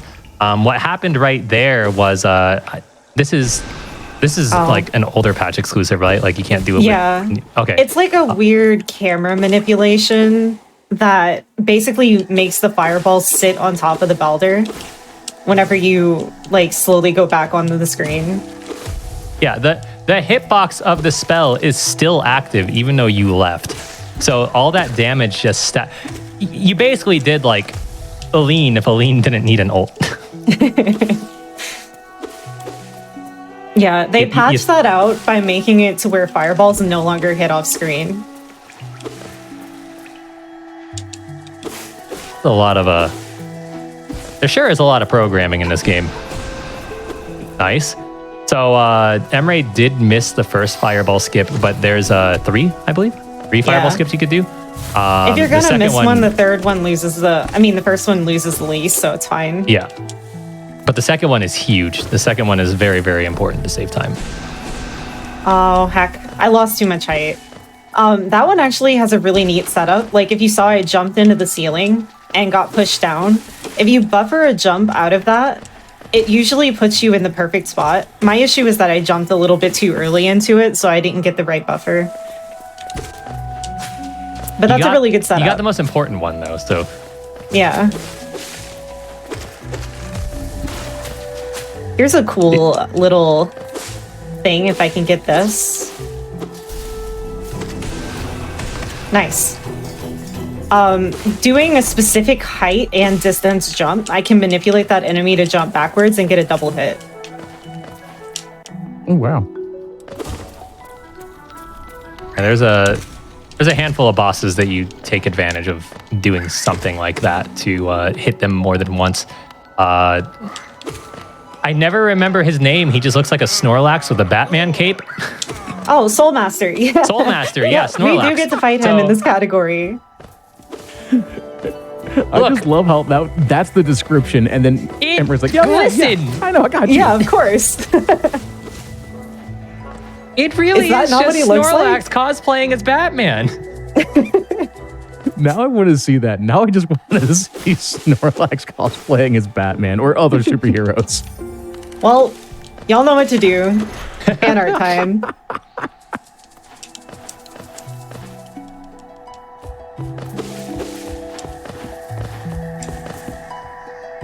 All right, so unfortunately, unlike benches and Ender Lilies, you have to purchase your benches here. So Emre just paid a pretty penny for that. Nice double.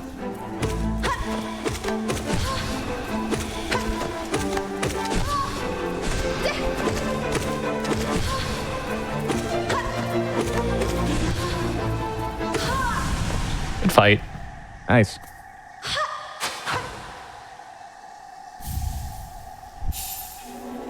This is the next skill check. The amount of times I see people die. The first time I played Hollow Knight, and my mods can confirm this because they're the only ones who got to see me do it, I died to Hornet for like 2 hours, and I was just like, maybe this isn't the game for me. Oh, you sweet summer child. Yeah. I mean, eventually I learned, but boy howdy, it was rough. That's me with every Metroidvania. I'll just play it and I'm like, maybe Metroidvanias aren't for me. But they're so good. But they yeah. They are super fun. I blame this idiot for getting me into them. Thanks, babe. I will say, I did have a lot of fun with Dread. Oh, Dread is so good. We've been on a huge kick where when we're done streaming for the day, we put on either like a Super Metroid run or a Metroid Dread run, and it's been our nights. It's been our television. Yeah, basically. Watching a high level Metroid is absurd. Yeah.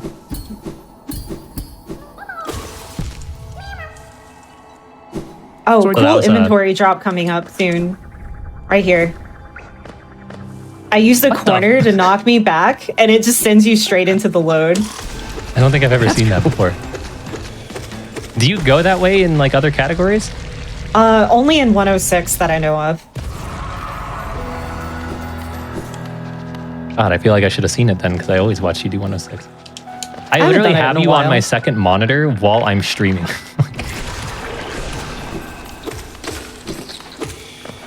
So I A did little have bit of an question unlucky spread there with the bugs. You can knock them out in 2 shots if they're lined up correctly. What was the question? Yeah, this is mostly for both, and then if chat wants to intervene, because I know with a lot of like PC games, you can always use keyboard and mouse or controller. I assume for a lot of these Metroidvanias, controller may be better just because of how the game's mostly built. But is there any advantages or disadvantages in terms of either keyboard, mouse, or controller, or a mixture of both? Do you want to go first or me? Yeah, I can mention something while you're setting this up. So, in Ender Lilies, I think for the most part, controller is the preferred method. The double belly flop thing that I was doing before is actually easier on keyboard. And there's actually one glitch that I didn't show off because it's menu storage and it requires quitting out of the game, so it's banned from all categories. It's a duplication glitch that you need keyboard to do. So there's a distinct advantage if you do that glitch, for a category that doesn't exist. Otherwise, it's pretty much just down to your comfort level. The one benefit that you do have about keyboard, and this is probably true for Hollow Knight as well as like any other PC versus KBM versus controller thing, is you have a lot more available for remapping. So anytime you saw me trying to like sit on a bench or pick up an item and accidentally hit hook instead, with keyboard, you can have those as separate actions. So there is that benefit, but it's pretty much just down to whatever you're comfortable with. Yeah. So for Hollow Knight, there is literally no difference. I personally am an analog player. There are top runners that play with keyboard, top runners that play with every kind of controller you can think of, analog, D-pad, literally whatever. And Hollow Knight doesn't have the same issue Ender Lilies has, where there's like double bound stuff. In fact, the only thing I can think of is like the heal button also being a spell button, but there's a quick cast button that we use in speedruns, so that's not even a thing. So you're telling me I could learn the speedrun of this using a DDR controller? Yes. Yes. In fact, there is a Hollow Knight runner named Cthulhu who did the game with Guitar Hero controller as like a goal. That's cool. So while all of this was going on, please, yes, okay. Okay, good. What a troll! He will not give me that lately. Okay, so there's a little bit to unpack here. So while we were talking about controller and KBM, and shout out to Cthulhu again, Emre did something called the explosion pogo. So Emre was able to save. It's like you skip like a 40-second room, right? Or was I just bad? It's like 20-ish, I think. Okay, so I usually lose like between 18 and 20 something. Okay, so Hobbs and I are just bad. So, because we tried it before and we just ended up going the normie way instead. The first step, Thursday, 7 p.m. Eastern, by the way. But yeah, so Emre used the hitbox of the explosion, pogoed off of it, and I guess it's technically a sequence break. Yeah, it is. It skips a little bit. It skips some lore. Like, here's the mantises, they live here. The second thing I did was a manipulation. So once you enter that mantis area, the way that they move is consistent as long as you move consistently. So I was able to use them to pogo up. And then after that, I did an early control trying to manipulate the mantis to hit me out of the mantis claw animation. That's one of the cool things about it was a manipulation, all right. Yeah, we struggled a little bit. It's fine. The mantis swung a couple of times and was like, wait a minute, you're much farther than I thought. Well, that was the mantis's fault, to be clear. There's a bench here, so don't worry about my health. I'm good. Although, it's like you should worry about my thoughts. health for, like, the next couple of minutes. Because this whole section is probably one of the scariest things in this run, and this run does under-equip follow.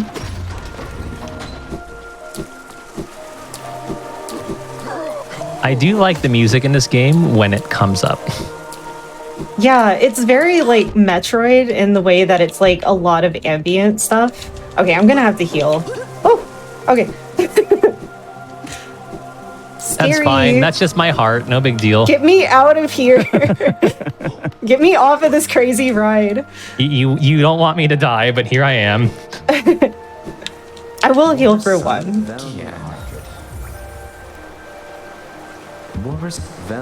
Healing is really slow, though, because you have to stop. I think it loses, like, almost 5 seconds every time you heal.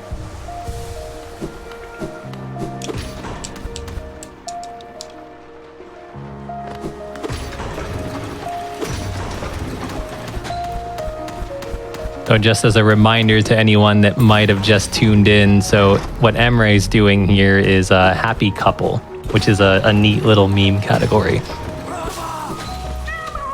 We're matchmaking today.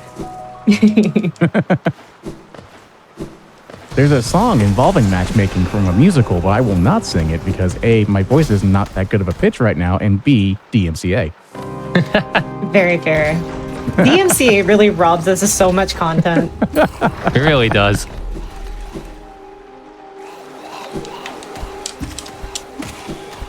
These noises always get me every time. Just blah, blah, blah. At least we don't have to go into sewer. Like every time I hear them, I'm like, here.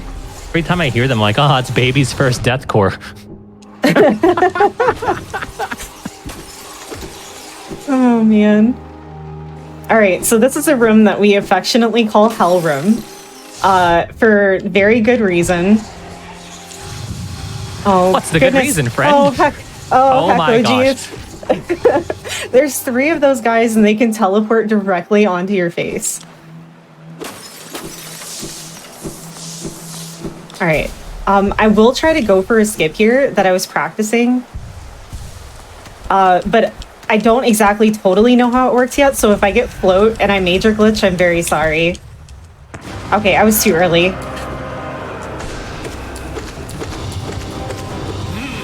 Wouldn't be Wait, was that it? Wouldn't be an Emre Hollow Knight speedrun without at least one major glitch. Well, I didn't major glitch yet, so we'll see. Yeah. Anyway, the run Vesper, is still young. This is the Snorlax in a Batman cosplay. Like, please say you also see it. I see it now. I see it. Thank you. It's not just me. I never remember his name.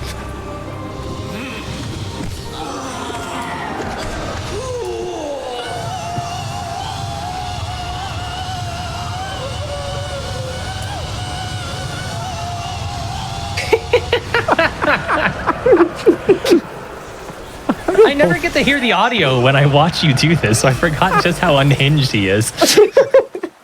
He's really over dramatic. It doesn't hurt that bad. Calm down.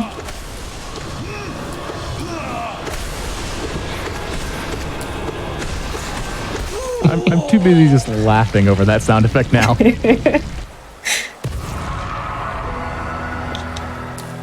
I'm just calling this area the core from now on because it's like 4 aspiring deathcore vocalists all in one convenient area.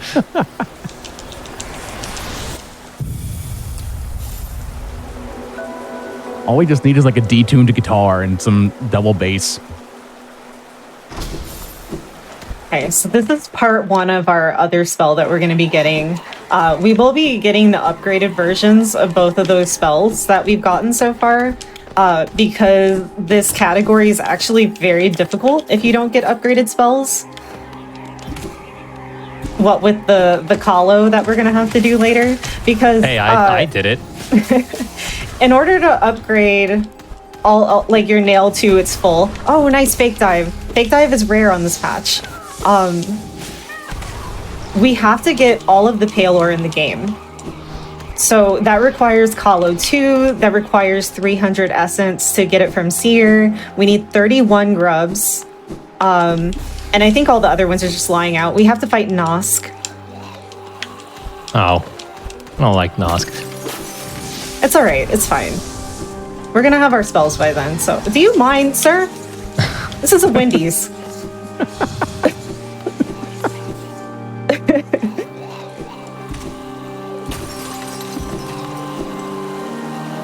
I'd like to just like circle back very briefly because it's both my humble brag and it's also kind of a cute origin story. But when Hobbs and I were first learning Hollow Knight for TFS, I got to Coliseum like really early and I had no nail upgrades. I had very little skills, and you had Emre like was in BS chat. and dive. Yeah, I had very You little. had what and I Emre was in currently chat. have. Emre was in chat and I had the biggest crush on him. So I was like, hey, I'm going to try to be an impressive nerd. And spent like 20 hours trying to beat Coliseum with no upgrades. I was like, you're preparing for TFS. And he's like, no. Our cap is unlimited for this game. And I'm like, it doesn't matter. You could be playing the game. I did it eventually. No, you totally did. It was sick. Now, I know, Keys, you did say earlier about TFS Thursdays at 7, but for those that maybe don't know what TFS is... Oh boy, did you ever want to see two gamers pretend to be gamers when they're truly not gamers? Tune in 7 p.m. Eastern, 4 p.m. Pacific on Thursdays here at twitch.tv/GamesDoneQuick, where myself and fellow host jhobbs296 play video games and show you how easy it is to get into speedrunning. We will literally either never touch the game prior and our first playthrough will be on stream, or we do what's called a semi-improv race where we played through the game for roughly 8 hours, took whatever knowledge that we gained or didn't gain from playing through and trying to beat each other in races. We've had a lot of success with the show in terms of people who have wanted to pick up speedrunning and they were too shy or they didn't think that they had the time or the energy or the resources. And we've actually had a lot of people really pick up speedrunning because of the show. One of my favorite examples is a runner by the name of Asuka. She watched the show, got inspired, and got a world record in, I believe it was a bullet hell style game, and was actually featured a couple of GDQs ago. So that's really awesome to hear. But yeah, just play games fast. That's the easiest way to speedrun. Oh no. Also, don't take damage like this. Don't dash into ceilings. They generally do not help you get over enemies. There's my girl. Hi, Mila's Mila. already semi-infected. We don't get to hear her sing in this category, unfortunately. Oh. Big fan of Mila. Emre is such a big fan of Mila that she has a little like Mila figurine as like a phone decoration. Yeah, I have a big Mila keychain on my phone. It's almost as big as the phone. It really is. It's absurd. It's funny whenever we're like sitting next to each other and you like flick your phone and accidentally hit me with it and don't notice that you do. Help, Mila's beating me up. It's all right. She's little.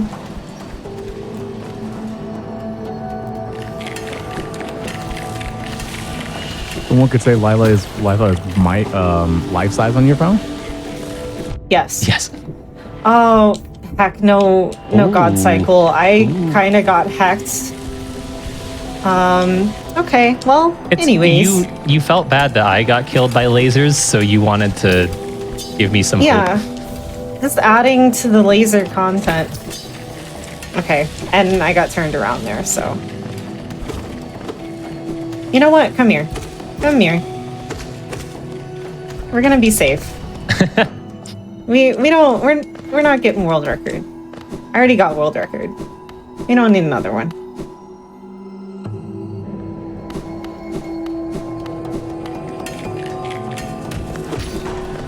So we don't actually need to open that. I'm just going to be honest with y'all. I also run 112%. And I lost like 40 seconds on one of my last 112% runs because I forgot to open that because I was practicing this category for this show. So Just I'm just gonna make it I'm gonna make it a habit to just always open it, even in categories you don't have to. That way when I go back to 112, it doesn't make me cry. A little underplat for the fans. Oh, I forgot to mention underplat when I did it in Ender Lilies. So there's a couple of situations here where you kind of just swag your way through an area and go under a platform. There's one part in Ender Lilies that I call underfish because you do the same thing except you go under a fish. Because I like to think I'm funny when I'm really not, so I make dumb jokes. You are funny. Oh my goodness. Awful jokes.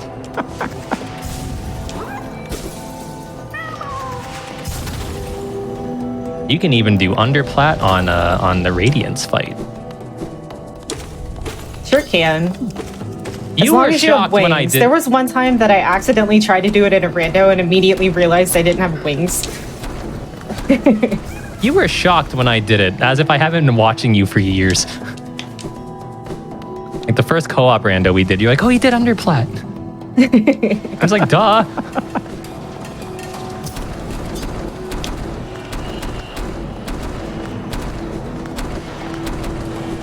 I think in our casual playthroughs, Hobbs and I like got squished in this room like for 10 minutes. We couldn't figure out the timing. Oh, heck. Okay, saved it. No one saw that. Everything is fine. See, the room is dark. No one knows that happened. I just turned around and muted my mic for a second so I could cough. I blinked. Did anything go wrong? No. Oh, okay. No. Did you even hear a crunch sound? I didn't hear any crunches. No. Just had the noise. Crunch. Yeah. Yeah. Whenever you get hit by something, it makes a crunchy noise because we're a bug. I never put that together, actually. I was going for a shortcut there, but I missed. That's really tight. That's one of the harder tricks.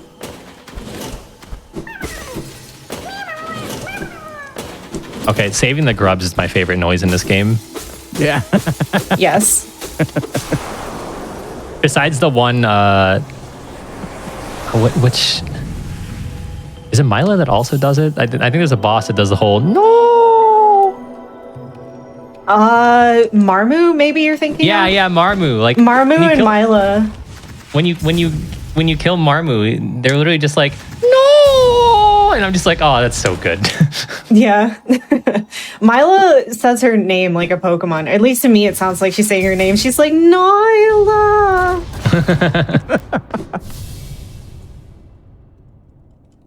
Does that mean I can throw a Pokeball at it? Probably. Please don't. She needs her freedom. She's had a hard life, okay? Like, the song she's singing is literally, like, about people dying. Like, she needs a little bit of an escape. Who's adopting Mila? That's so gruesome. It's like, yeah, look up the words to her song. It's terrifying. I'm sure someone in chat will volunteer. Mila song lyrics.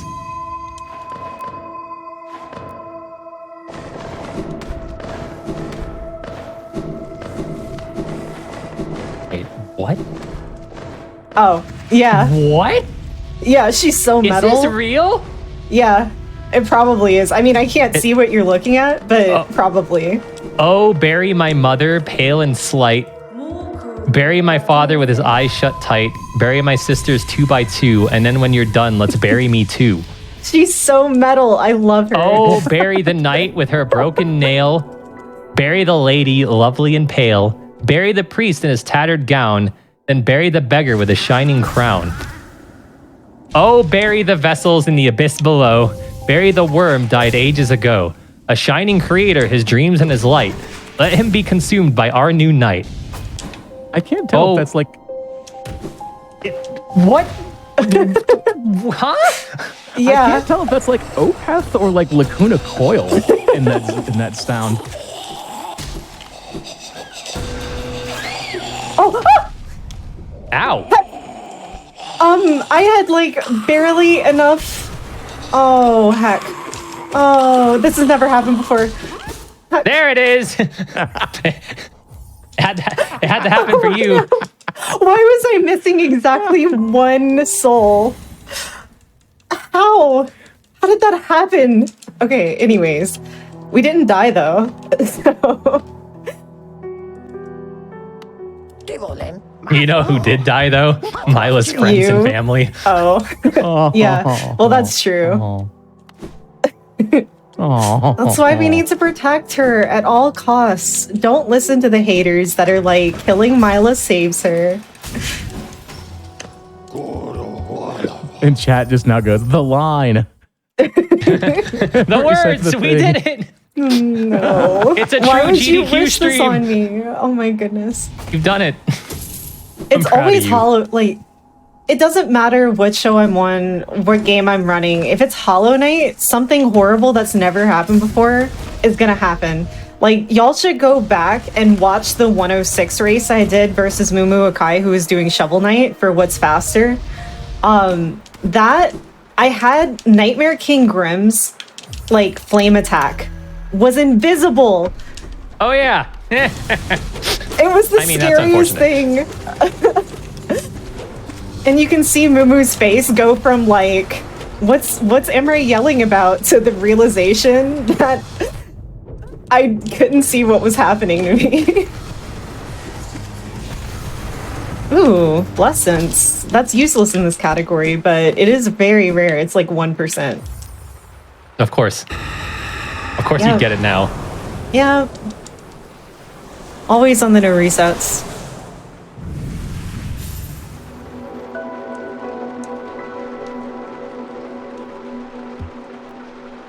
All right, so now we have both of our upgraded spells that we're going to be getting for this run. That is our dive, and so with Shaman Stone, for reference, our nail does 5 damage. With Shaman Stone, our dive now does 88 if all parts connect, and our Shade Soul does 40. Good old nail.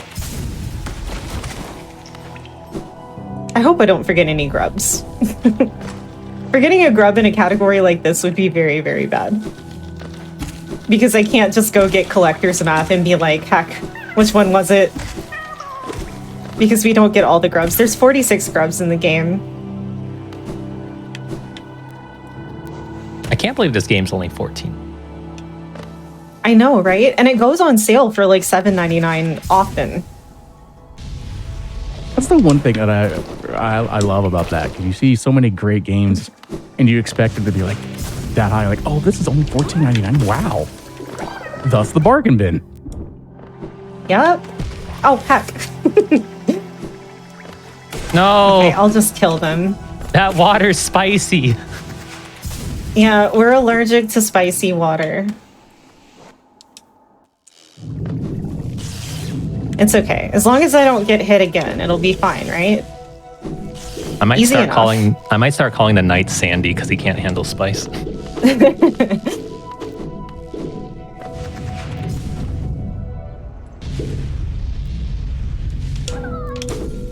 It still is mind-boggling to me just how big this game is. Yeah, it was initially made by 3 people. Oh, come on. Wow. Really? Sir? Wow. Yep. It's amazing what people can do for that. Wasn't Haiku the Robot made by like also like around that? Yep. His name is Jordan Morris, Mr. Morris on Twitter.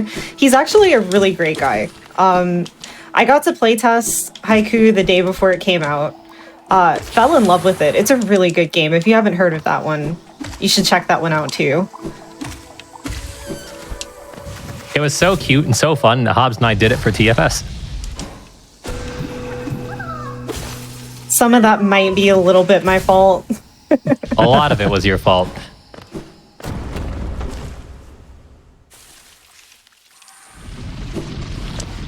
Yeah, I'm starting to see like a decent amount of these indie Metroidvanias being tackled by like teams of like 5 or less. Because like Moonscars was a game that we did last week, and that was one person. We actually got to meet the Humble Refs when we were at PAX, who said like he was actually a little nervous to have his game showcased at like an event that big, because it's so like, as a little developer, it's wild to think that your game would be that successful, you know? So I always love seeing devs like that and try to support them. Yes, kind of in this, I'm in that boat too. I just always love when people put their heart and their soul and it shines in these type of games. And especially when it comes to these, like you were saying, so many indie Metroidvanias that have less than 5 people that are designing the game. It's incredible what people are capable of doing sometimes. Oh, see, that's why I healed to 4, because I wanted to tank that, but sometimes you get caught there. Just being a little bit extra careful. Extra careful running around with 1 health. Yeah, well.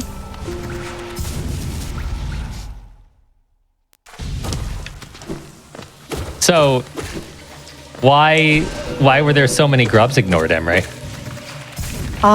Because there was only 1 grub. What are you talking about? But what about the 3 other innocents that you left behind? I did. In my defense, you probably saw me slash at one of them. I tried to pogo the jar. I missed. That sounds like that grub's problem and not mine, so. Oh, okay. I see. All right, I need to focus for this fight because this is very spook. But we do have a lot of good spells. So hopefully, as long as Nos doesn't go on the ceiling, we'll be fine. Yeah, ceiling Nosk is really bad in this category because we don't have wings, so we have physically no way to hit Nosk. I don't like Nosk.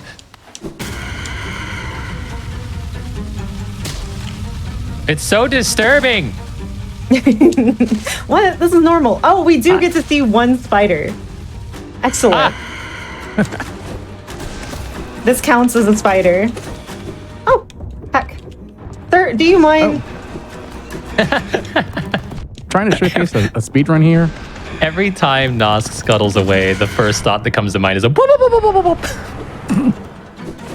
And see, and now I ruined it for you too.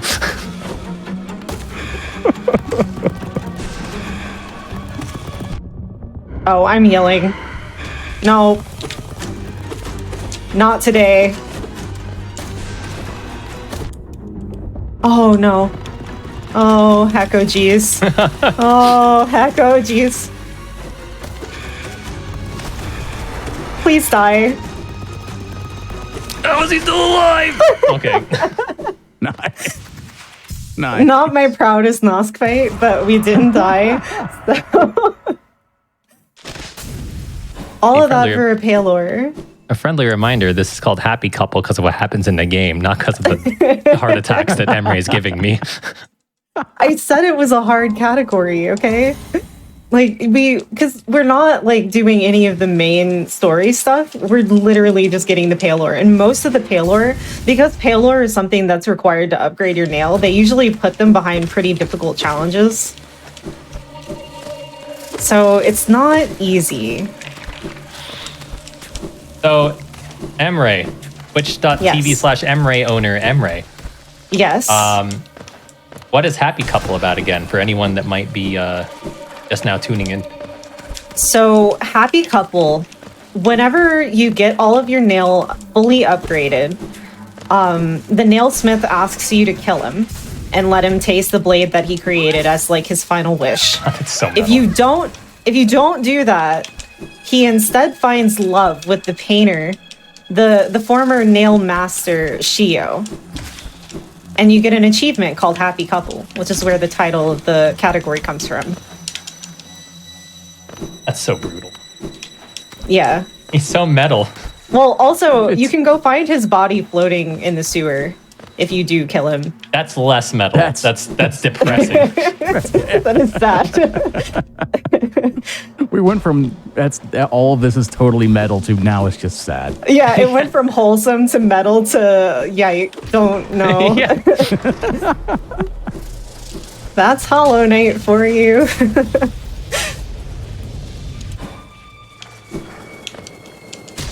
I did see something in chat I think about this, so I will ask a question. In terms of the grubs, what happens after you save them? Okay, so here's my theory. I am on the it is a good thing side of the argument. So whenever you save the grub daddy eats all the grubs, right? Like you can hear the grubs, they're inside of his belly. But here's the thing.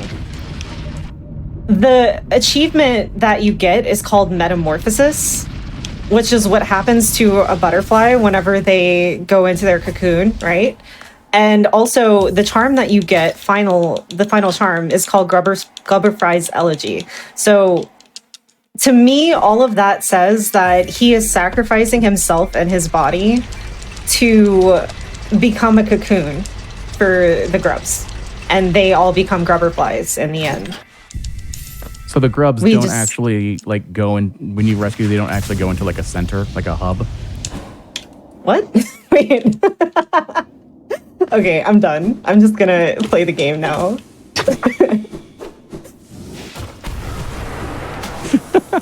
Oh my god. I thought we were gonna have like a reasonable debate, but here we are. Reasonable and Hollow Knight don't go together no matter the circumstance. Very true. Actually, I did bench in the tram, right? Oh heck, please tell me I did. I had to have. I had full health. Okay. We did get a good explanation about the grubs, so I do appreciate that, by the way. No problem. I'm not supposed to know lore because I'm a speedrunner, but I pay attention to some of it.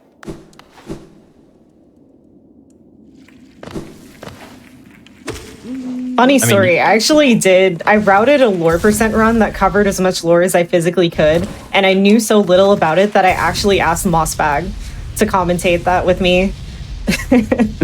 And he did. It was a great showcase. I hate this room because it embarrassed me. That was funny. I was doing a playthrough and Emre was in the room with me, and I did that C dash in that room, and I stopped before I hit the vertical spikes, and I was like, "Ha! I'm so good. I remembered," and I just walked into it anyway. Oh, beautiful. Oh goodness. Okay, come on. Let's see the last one. Doing all of this hitless is so rare. Okay, that's reasonable. That's fine. One hit is pretty good. Okay, so this right here is a trick called transdash.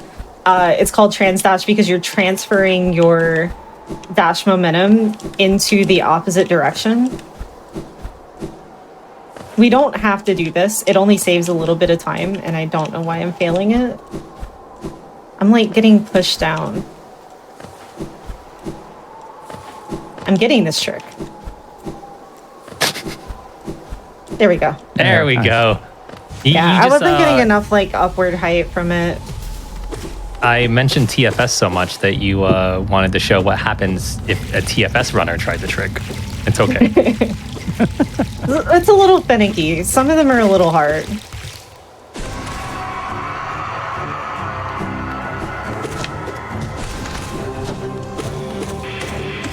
So this design's not creepy at all. This is canonically your brother? Is that right? Yeah, sibling. Yeah. None of the vessels actually have a gender. Oh, that's fair. In fact, yeah, that's actually why Hornet is called the gendered child. Because the vessels are literally just vessels. Sure. But yeah, that's why he's called Lost Kin in the dream world. We're actually gonna fight Lost Kin, by the way. Oh, also, congrats on getting the trick on your first try. Yep. Oh, thank you. Thank you. Trans dash first try every time. Literally impossible to fail. I mean, yeah, it's free, so. Yeah. I appreciate chat pointing that out for me. All right, hard fight. I'm gonna focus. I can die here.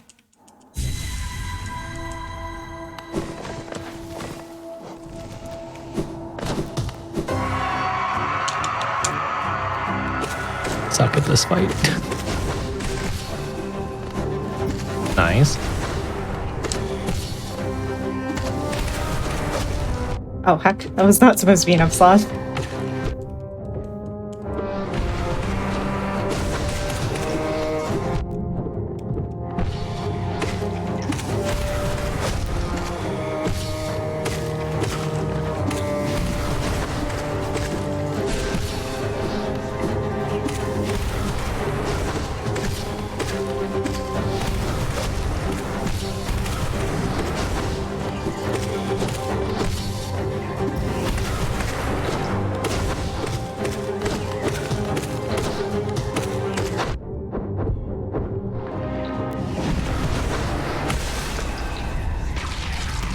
Nice.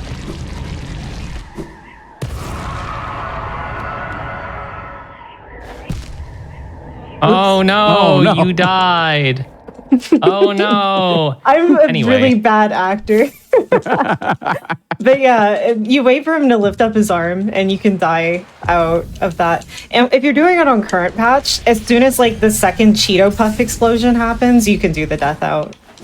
So it's a bit faster on the later patches. I appreciate them called Cheeto Puffs. Yeah, it does. Like, I don't know what Wait, else to they compare are? it to. What's up with you freaking Metroidvania runners and your food references? Oh, look, the mother brain is shooting ketchup. Oh, Yeah, look, I was onion telling rings. him about the What ketchup heck? french fry onion rings in Super Metroid. People always make jokes that nerds are thirsty. No, they're just hungry. No, we're starving. I actually am hungry right now, too. Me too. Same.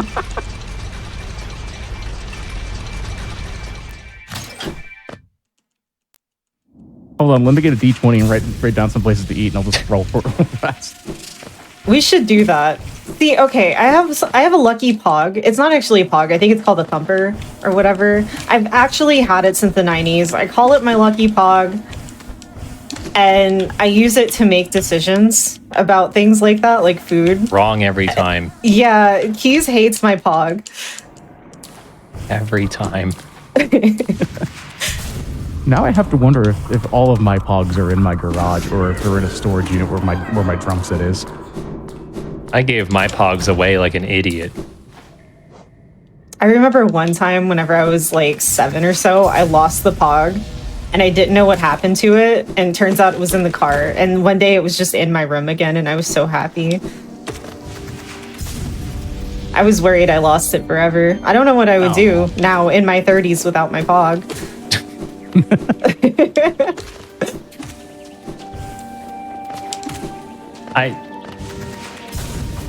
If I were next to you right now, you would see me just shaking my head. I saw it in chat. So your pog is poggers? No, it's very unpoggers. It is wrong. It's In very- its it's very- defense, it is very old. Give it a break. It's very not like this. Every time it gives me the wrong food option. We actually used their pog to consult whether I do a certain area during one of my like Pokemon Crystal runs recently, and it said, no, don't do it, and it was wrong. Hey, the last item you needed was in the area that I said it isn't. Thanks, Pog. What is it, psychic? Yes, it's a lucky Pog. Lucky has an asterisk next to it. No, Because maybe I'm not unlucky. lucky. It's only as lucky as I am, so it's like a hit or miss. Yeah. That was a really good section, by the way. Clean movement. Yeah.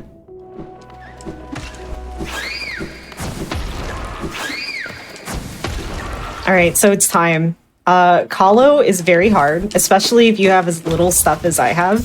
So I'm gonna be really careful. Wow, I actually lost time to my PB. My PB was that good? Wow. Yeah, I have my loadless timer running on the side because with Hollow Knight, there's some stuff that I need to see like the timer pauses for and stuff like that.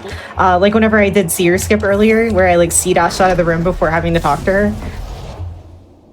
Little stuff like that.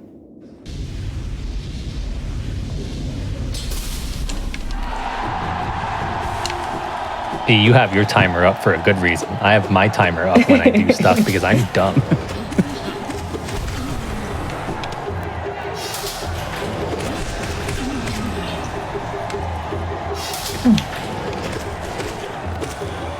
I appreciate a game that makes you do a nice giant Hadouken. Yes.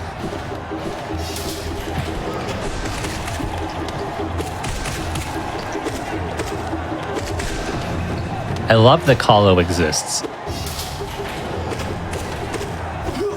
It's just neat to have like this big like sequence of enemies. Yeah.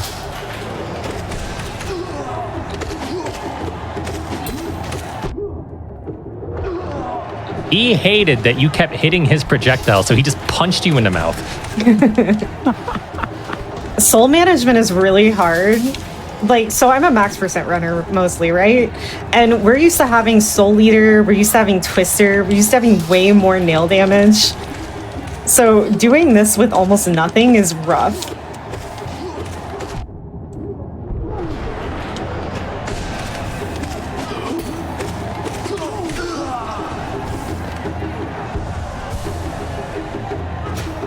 So what is the reason that Kahlo is needed for this category?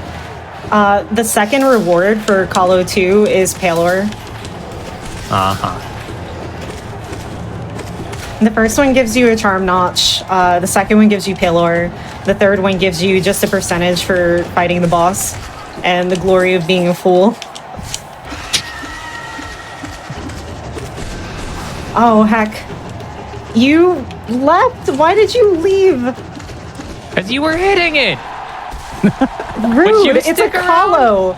Man up and take the hit! Oh my god. Some kind of gladiator you are. Jeez.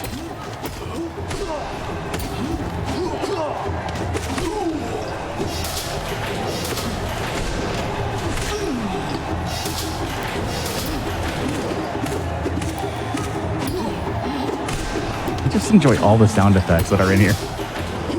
They're absurd. And they're done by the same, like, 3 or 4 people. It's what makes it better. Part of me expects a Wilhelm at some point in this, though, too.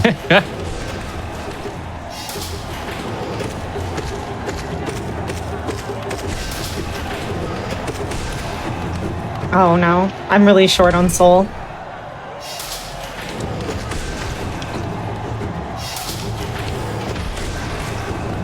Well,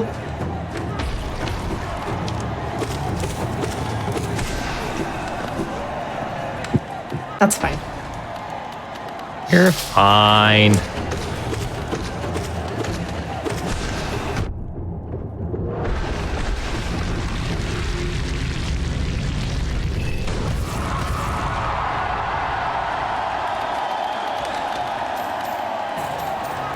Wow, you're rich. GG, question mark? And we need all of this money too. We need 7,050 geo for all of the nail upgrades. Wow. Have you considered Yeah. robbing a bank? Yes, actually, we plan to do that. The bank is Grub Daddy. I was just memeing, but you know, I guess that is technically true. So go team. I take full credit for this routing idea. All you. All me.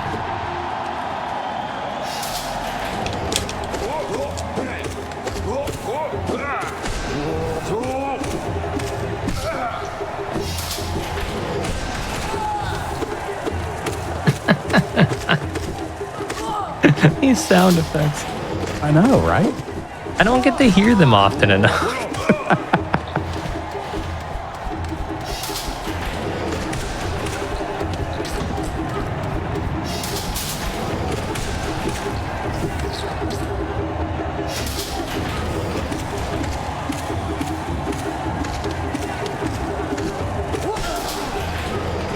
I will say that don't forget after this run is She is Speed. And we have Resident Evil Remaster and Resident Evil 6 for that show. So do not forget that we still have plenty of stuff coming up for the remainder of the night. Oh, I didn't see that. Heck. Ouch. Y'all didn't see that either. It's See, well, fine. Yeah, exactly. Yep. I was switching tabs. That's what I was doing then.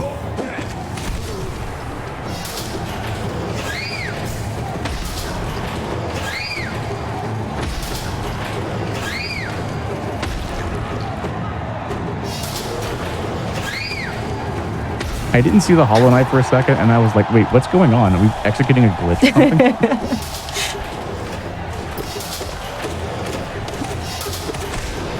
Emre took a page from that coward bug earlier and also just stayed out of the way.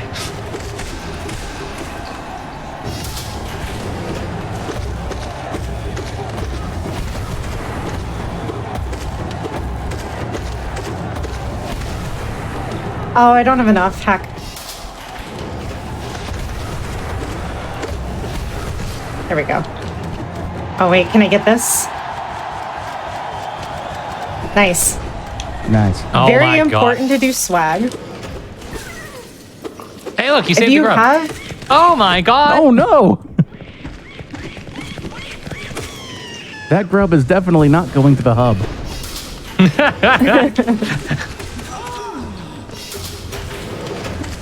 God, speedrunners really are just hungry.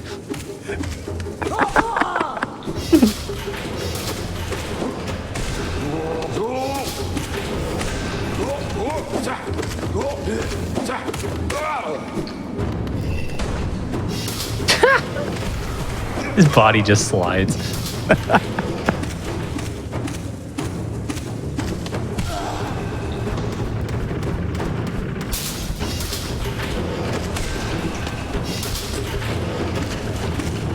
Oh, heck.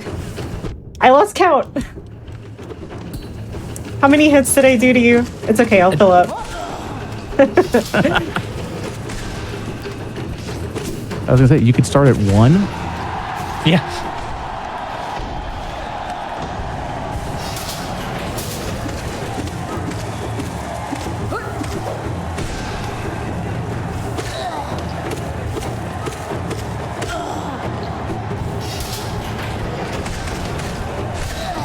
Hollow is just a lot of counting and knowing where enemies spawn.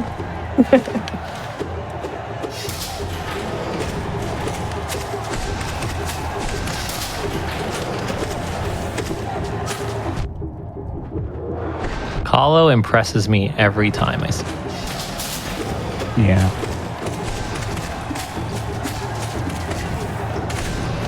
Oh, heck. Oh, no. You're fine. You don't know how not fine I am. You're fine. You're a gamer.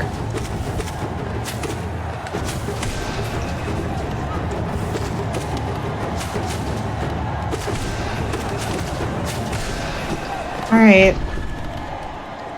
Plus...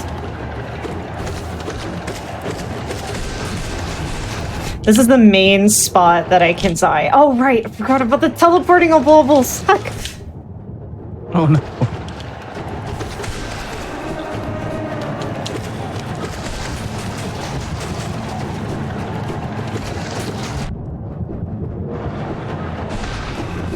Oh, okay. So what I'm going to do now... Because we're done. We did it. Stop giving me Let's go, heart game. attacks. So we have 1 health and we have a lot of movement to do out of this. Normally we would just C-dash out. But Kahlo, entering Kahlo actually hard saves you, so we can quit out and get our health back. Yeah, that fight is Nice. actually very Nice. scary.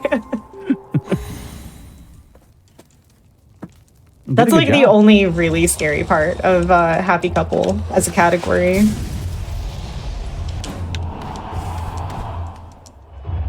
Terrifying. Nice Geo, by the way. I like whenever the numbers line up like that. Oh, yeah. Yeah. Could also be reversed and be a palindrome.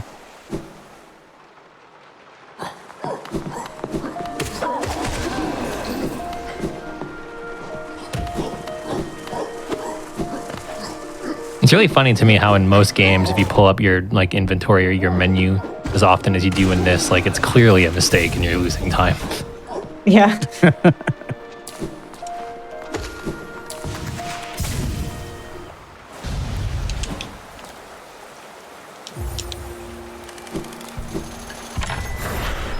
So running it in this, I'm not sure what language that is, to be honest with you, but Chinese. Chinese. Okay. Yeah. So I assume that's faster in the sense of there isn't much to know in terms of dialogue, or do you just memorize certain things? The main thing that's a little hard, if you're new to speedrunning Hollow Knight, is like the stag stations being in Chinese. So I just usually memorize the first character, and then that's how I tell like what stag is which. There's only a couple that have like the same first character, for example, Queen's Station and Queen's Garden. But they have like other secondary, like the second symbol after it. That one I'll just remember for those specific ones, that kind of stuff. But otherwise, you don't really need the language at all. It's pretty significant too. So I was trying to explain this to Keys since he's a Pokemon speedrunner. It's kind of like quick tech or the instant tech glitch on Gen 1, where like the text is basically instant in Chinese. And it's not just Chinese, it's also Japanese and Korean because they all came in the same language pack. And that entire language pack just loads faster for whatever reason. So the text boxes can scroll faster than they physically can for English, no matter how fast you're typing or mashing, you know. But on that note, if you're picking this up for the first time, you don't have to run it in a different language. Yeah. A lot of the beginner splits include stuff like 1U. You'll see like 1U in parentheses at the beginning of the split. That means 1 up on the stag. That way you don't have to know like the language. You can just be like, okay, so I just need to like go, like right here, I'd go 2 down to get to Green Path and not have to worry about like what the Green Path Chinese characters look like. Green Path looks like a hut. That's how I remember Green Path.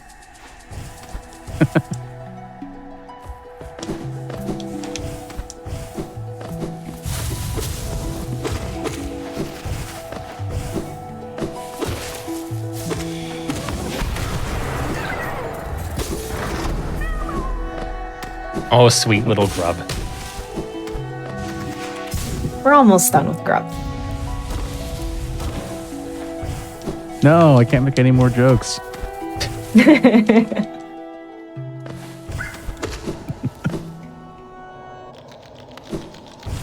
Yes, Cthulhu, 2D reminds us that we're playing a two-dimensional game.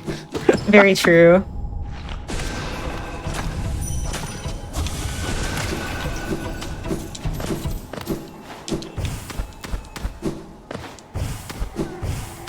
We're creating a happy couple, but Emre failed to signify that they would destroy a happy couple right there. So, you know. Yeah, well, they were in my way. It's what do they call that? Like, heck, I forgot the philosophical term. Eye for an eye? No. Like, it's a consequence of them just being there. It's not their fault. Fate is just like that sometimes.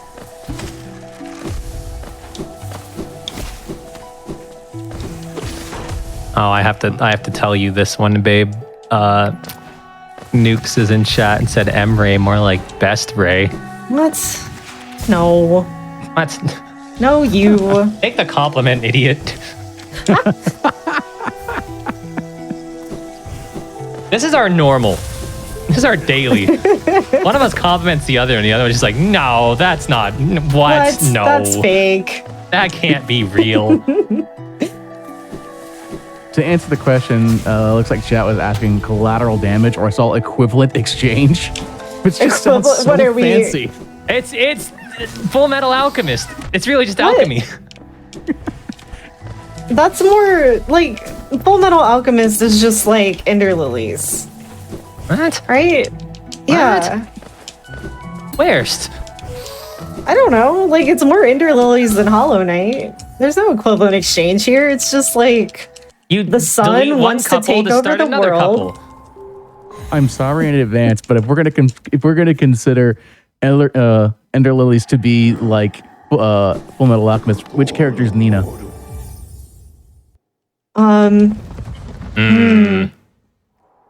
Muriel? Aw. I mean, he did turn his wife into a monster. That's true. It's not his daughter, and he was like the alchemist. Yeah. Oh. See? Oh. I hate it here. I hate this timeline. It's terrible. Oh, there's a game about bugs on the screen. Yeah, I'm doing grub cleanup. Don't mind Oh, we got me. a different pun. Instead of best Ray, we got yay. See, you liked that one because it wasn't complimenting you as much as you're just like, yes, this is good. Yeah, I can deal with that a little better. Ugh.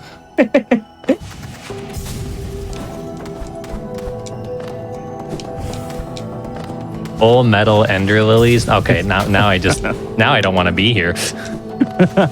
But you're so good at ender lilies. Not anymore. I retire. This is my last run. I think we found the unofficial name of the sequel. God. Please no. Speaking of, they might actually make more games. I would love to see more.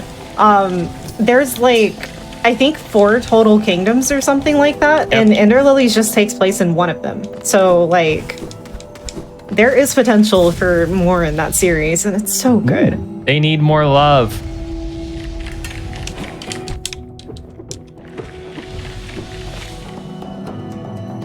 And the game is always on Steam. There is. Hollow Knight. Ender Lilies has like a 96 out of 100 on Steam or something like that. It's rated absurdly well. Yeah, it's very, very good. And then I love the noise of sea dashing away from a grub. I'm sorry. if you watch any YouTube videos at all that talk about like the best indie games of all time, the Hollow Knight's always like number 2 minimum.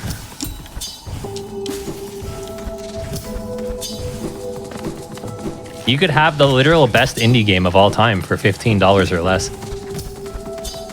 There you go. Yeah.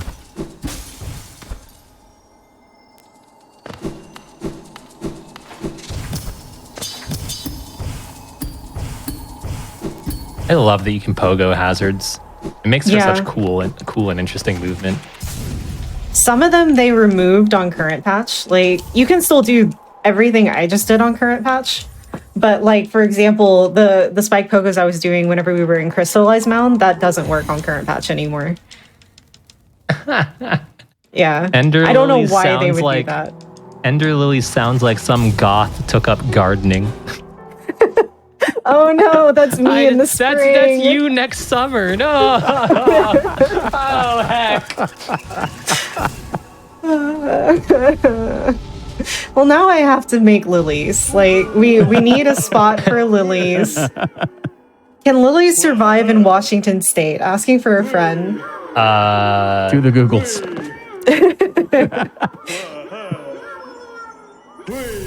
I can hear that Keys is already. Oh, I'm going. Okay, lilies in the Lilium family grown in the Pacific Northwest do just fine over winter. Amazing. So we could just have them. They need well-drained, aerated soil and planted a minimum 4 inches deep. Okay, so there you go. You totally can, and we don't even need to wait until spring, even though we absolutely should because... Yeah, no, we're gonna wait.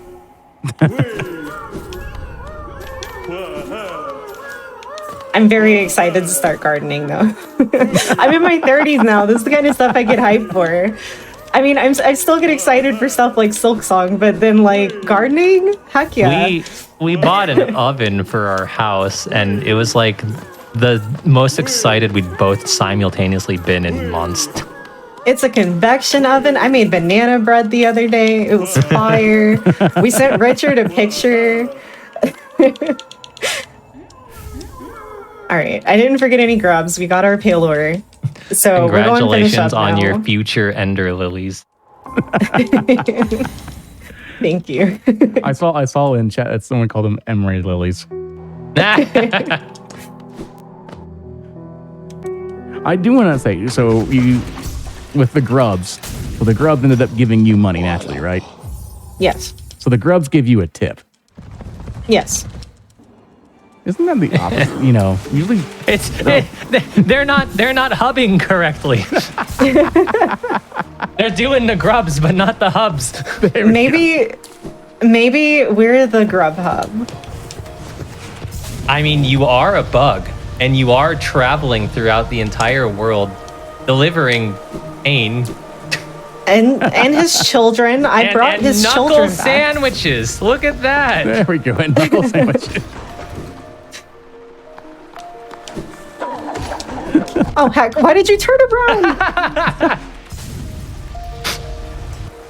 They were spooked. Did you just destroy a street lamp? Probably. Yeah, what about it? That's normal. Velmi Artred. Disrespect Those who are your Grubhubbers do not surroundings. destroy street lamps. Velmi Artred.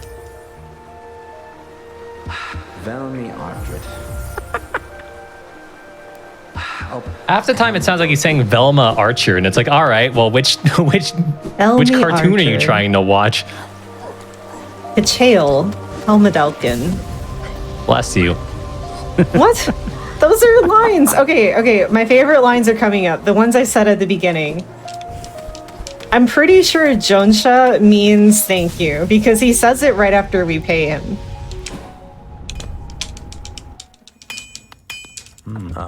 Ranjo Stenja. Jonsha. Garadem. Gardel Ikari. Vendasu. Jonsha. Indazio probably means like, oh, you again? Garadem. Vendasu. This idiot. Get away from me. Jonsha. Garadem. Yeah, so there is a category for both the achievements, by the way. So if I were running Purity, I would just walk out of the door right now and go murder him. You can also kill him with a spell for fun, if you'd like. But we're doing happy couple. We gotta put them together.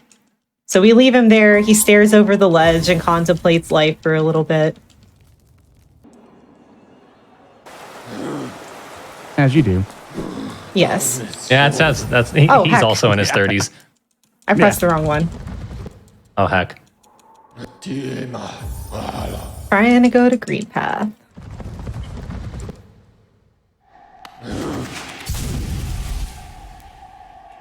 It is now too late to run Purity. Yes. Once we leave, he is gone forever. Or so we thought. Ooh. Dun Plot dun twist. dun. He was the Grubhub all along. That's what it is.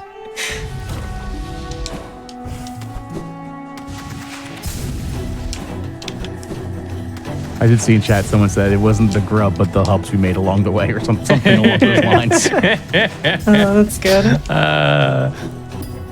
We're not sponsored or affiliated by Grubhub, to be clear. We're just filthy, dirty, stupid memers Who are all hungry. who are very hungry. Okay, so this is Shio. Shio used to be a nail master and decided to let go of his nail and become a painter. So he's the peaceful type now. And he teaches us our Great Slash. And then we come in here and we bench. And timing is going to end as soon as I talk to Nail Smith, who is posing like one of his French girls.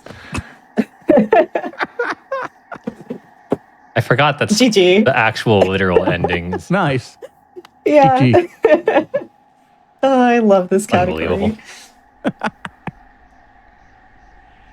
Well, So yeah, that's Happy Couple. This is the most commonly run category for Pride Month, obviously. There's actually 2 gay couples in Hollow Knight. It's a very progressive game, and I love that for it.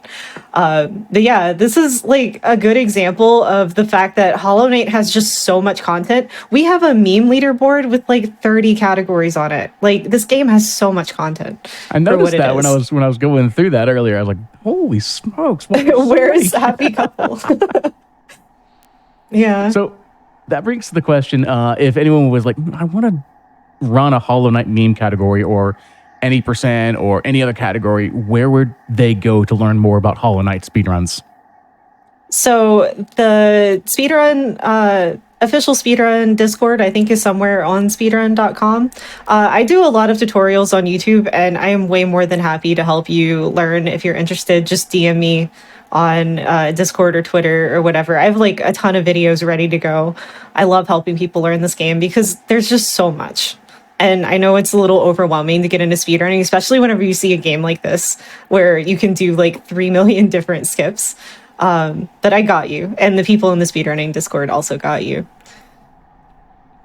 Yeah, that's one thing I've always enjoyed is when you get to these type of games, like everyone as the community really helps those who are new, work with each other.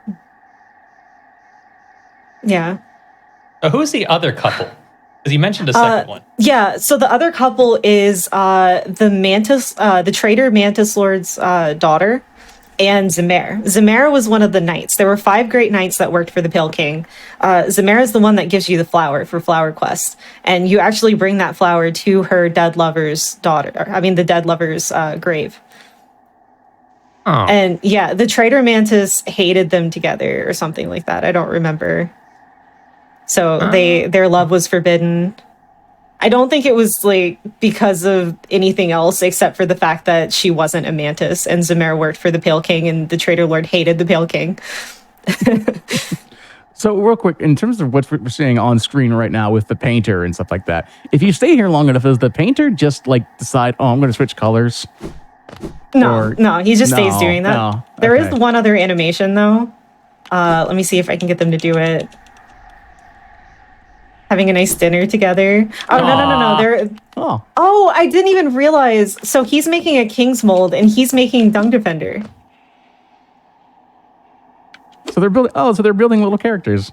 Yeah. I forget what it's actually called.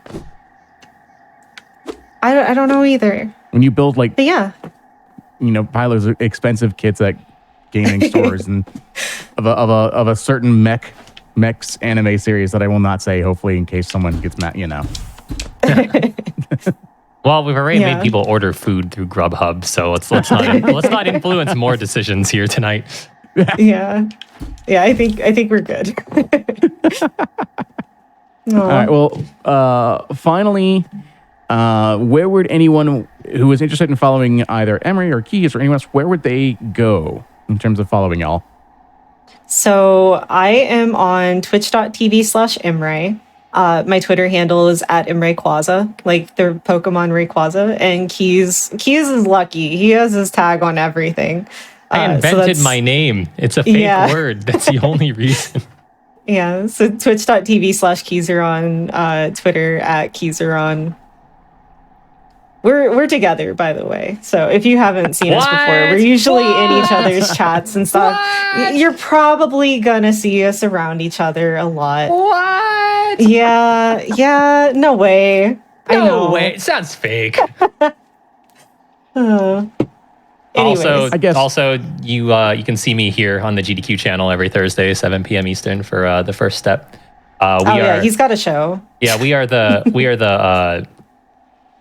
the rare show where we're not every other week. We're actually every week. So literally once a week you see on this channel, and we do a much worse job at games. But what? And finally, for both of you all, since you both were showcasing Lilies and Hollow Knight, is there any shout outs you'd like to give either to the community, the fans, anything along those lines? Shout outs to Emre for getting me into the genre. What? You played Hollow Knight way before, first of all. I was really proud of you. Yeah. you do shout outs first. I don't know if I have any shout outs. What? I mean, I guess shout out to a couple of people in chat. We were talking about Mithula earlier. He's fantastic. Houston was in here. Yeah, Gustin was in here. Gustin's one of my best friends. He does a lot of routing. He's one of the mods for the community and puts a lot of work in. He actually verified my run in time for this, so thank you, Gustin. Quack was here too. Yeah, Quack is someone who runs both of the games that we were running tonight. Her name's Quacksilver. She's well known as being the meme queen. She tends to focus on the meme categories of Hollow Knight and the meme categories of Ender Lilies. So if you're into that sort of thing, you should also follow her. My shout outs go to everyone who watched us play the games today. Also, thanks for inviting us on the show, Vesper. It's always a treat to hang out with you. Thank you. Big shout out for the Lilies community specifically. Big shout out to Trex, who he's one of the admins of the community. He's really hands-on, really helpful, tries to help everyone out, whether it's set up randomizer or like hang out in their chat and help them come up with route ideas. The amount of time that I've spent talking to Trex on sleepless nights where I can't stop thinking about things is absurd. I think I've talked to him for maybe like 50 hours of just routing ideas and bouncing ideas off of each other. So big shout outs to him. Well, Also, I guess I love you, Hobbs. Yes. Hobbs sucks. Boo. What? Well, thank you both very much for showcasing both of these awesome runs. And chat, thank you so much for being here. Do not forget that while the bargain bin may be closing its doors, we are not done here on Games Done Quick. Coming up next is going to be She Is Speed, where we have focus on female runners, showcasing games with female protagonists. That is coming up here in just a little bit at the top of the hour. And speaking of all of that, do not forget that Fright Fatales is a one-day event on October 23rd to celebrate the spooky Halloween season with dark and scary and horror-themed speedruns from the Frame Fatales community. Use !Fright in Twitch chat to see the schedule of all of that. And speaking of schedules, do not forget, Awesome Games Done Quick 2023 online will be January 8th through the 15th. Head to gamesdonequick.com for more information. Game submissions are closed. However, you can tweet at Games Done Quick and let us know what you're hoping to see on the schedule. Right now, we're going to get things set up for She Is Speed. Coming up with is going to be Resident Evil Remaster and then Resident Evil 6. Great time to get up, get some snacks. I know we were all kind of hungry during that run as well. Get up, use the restroom, drink some water. Hydration is very important. And we'll be back here in just a little bit with She Is Speed. See you all next time.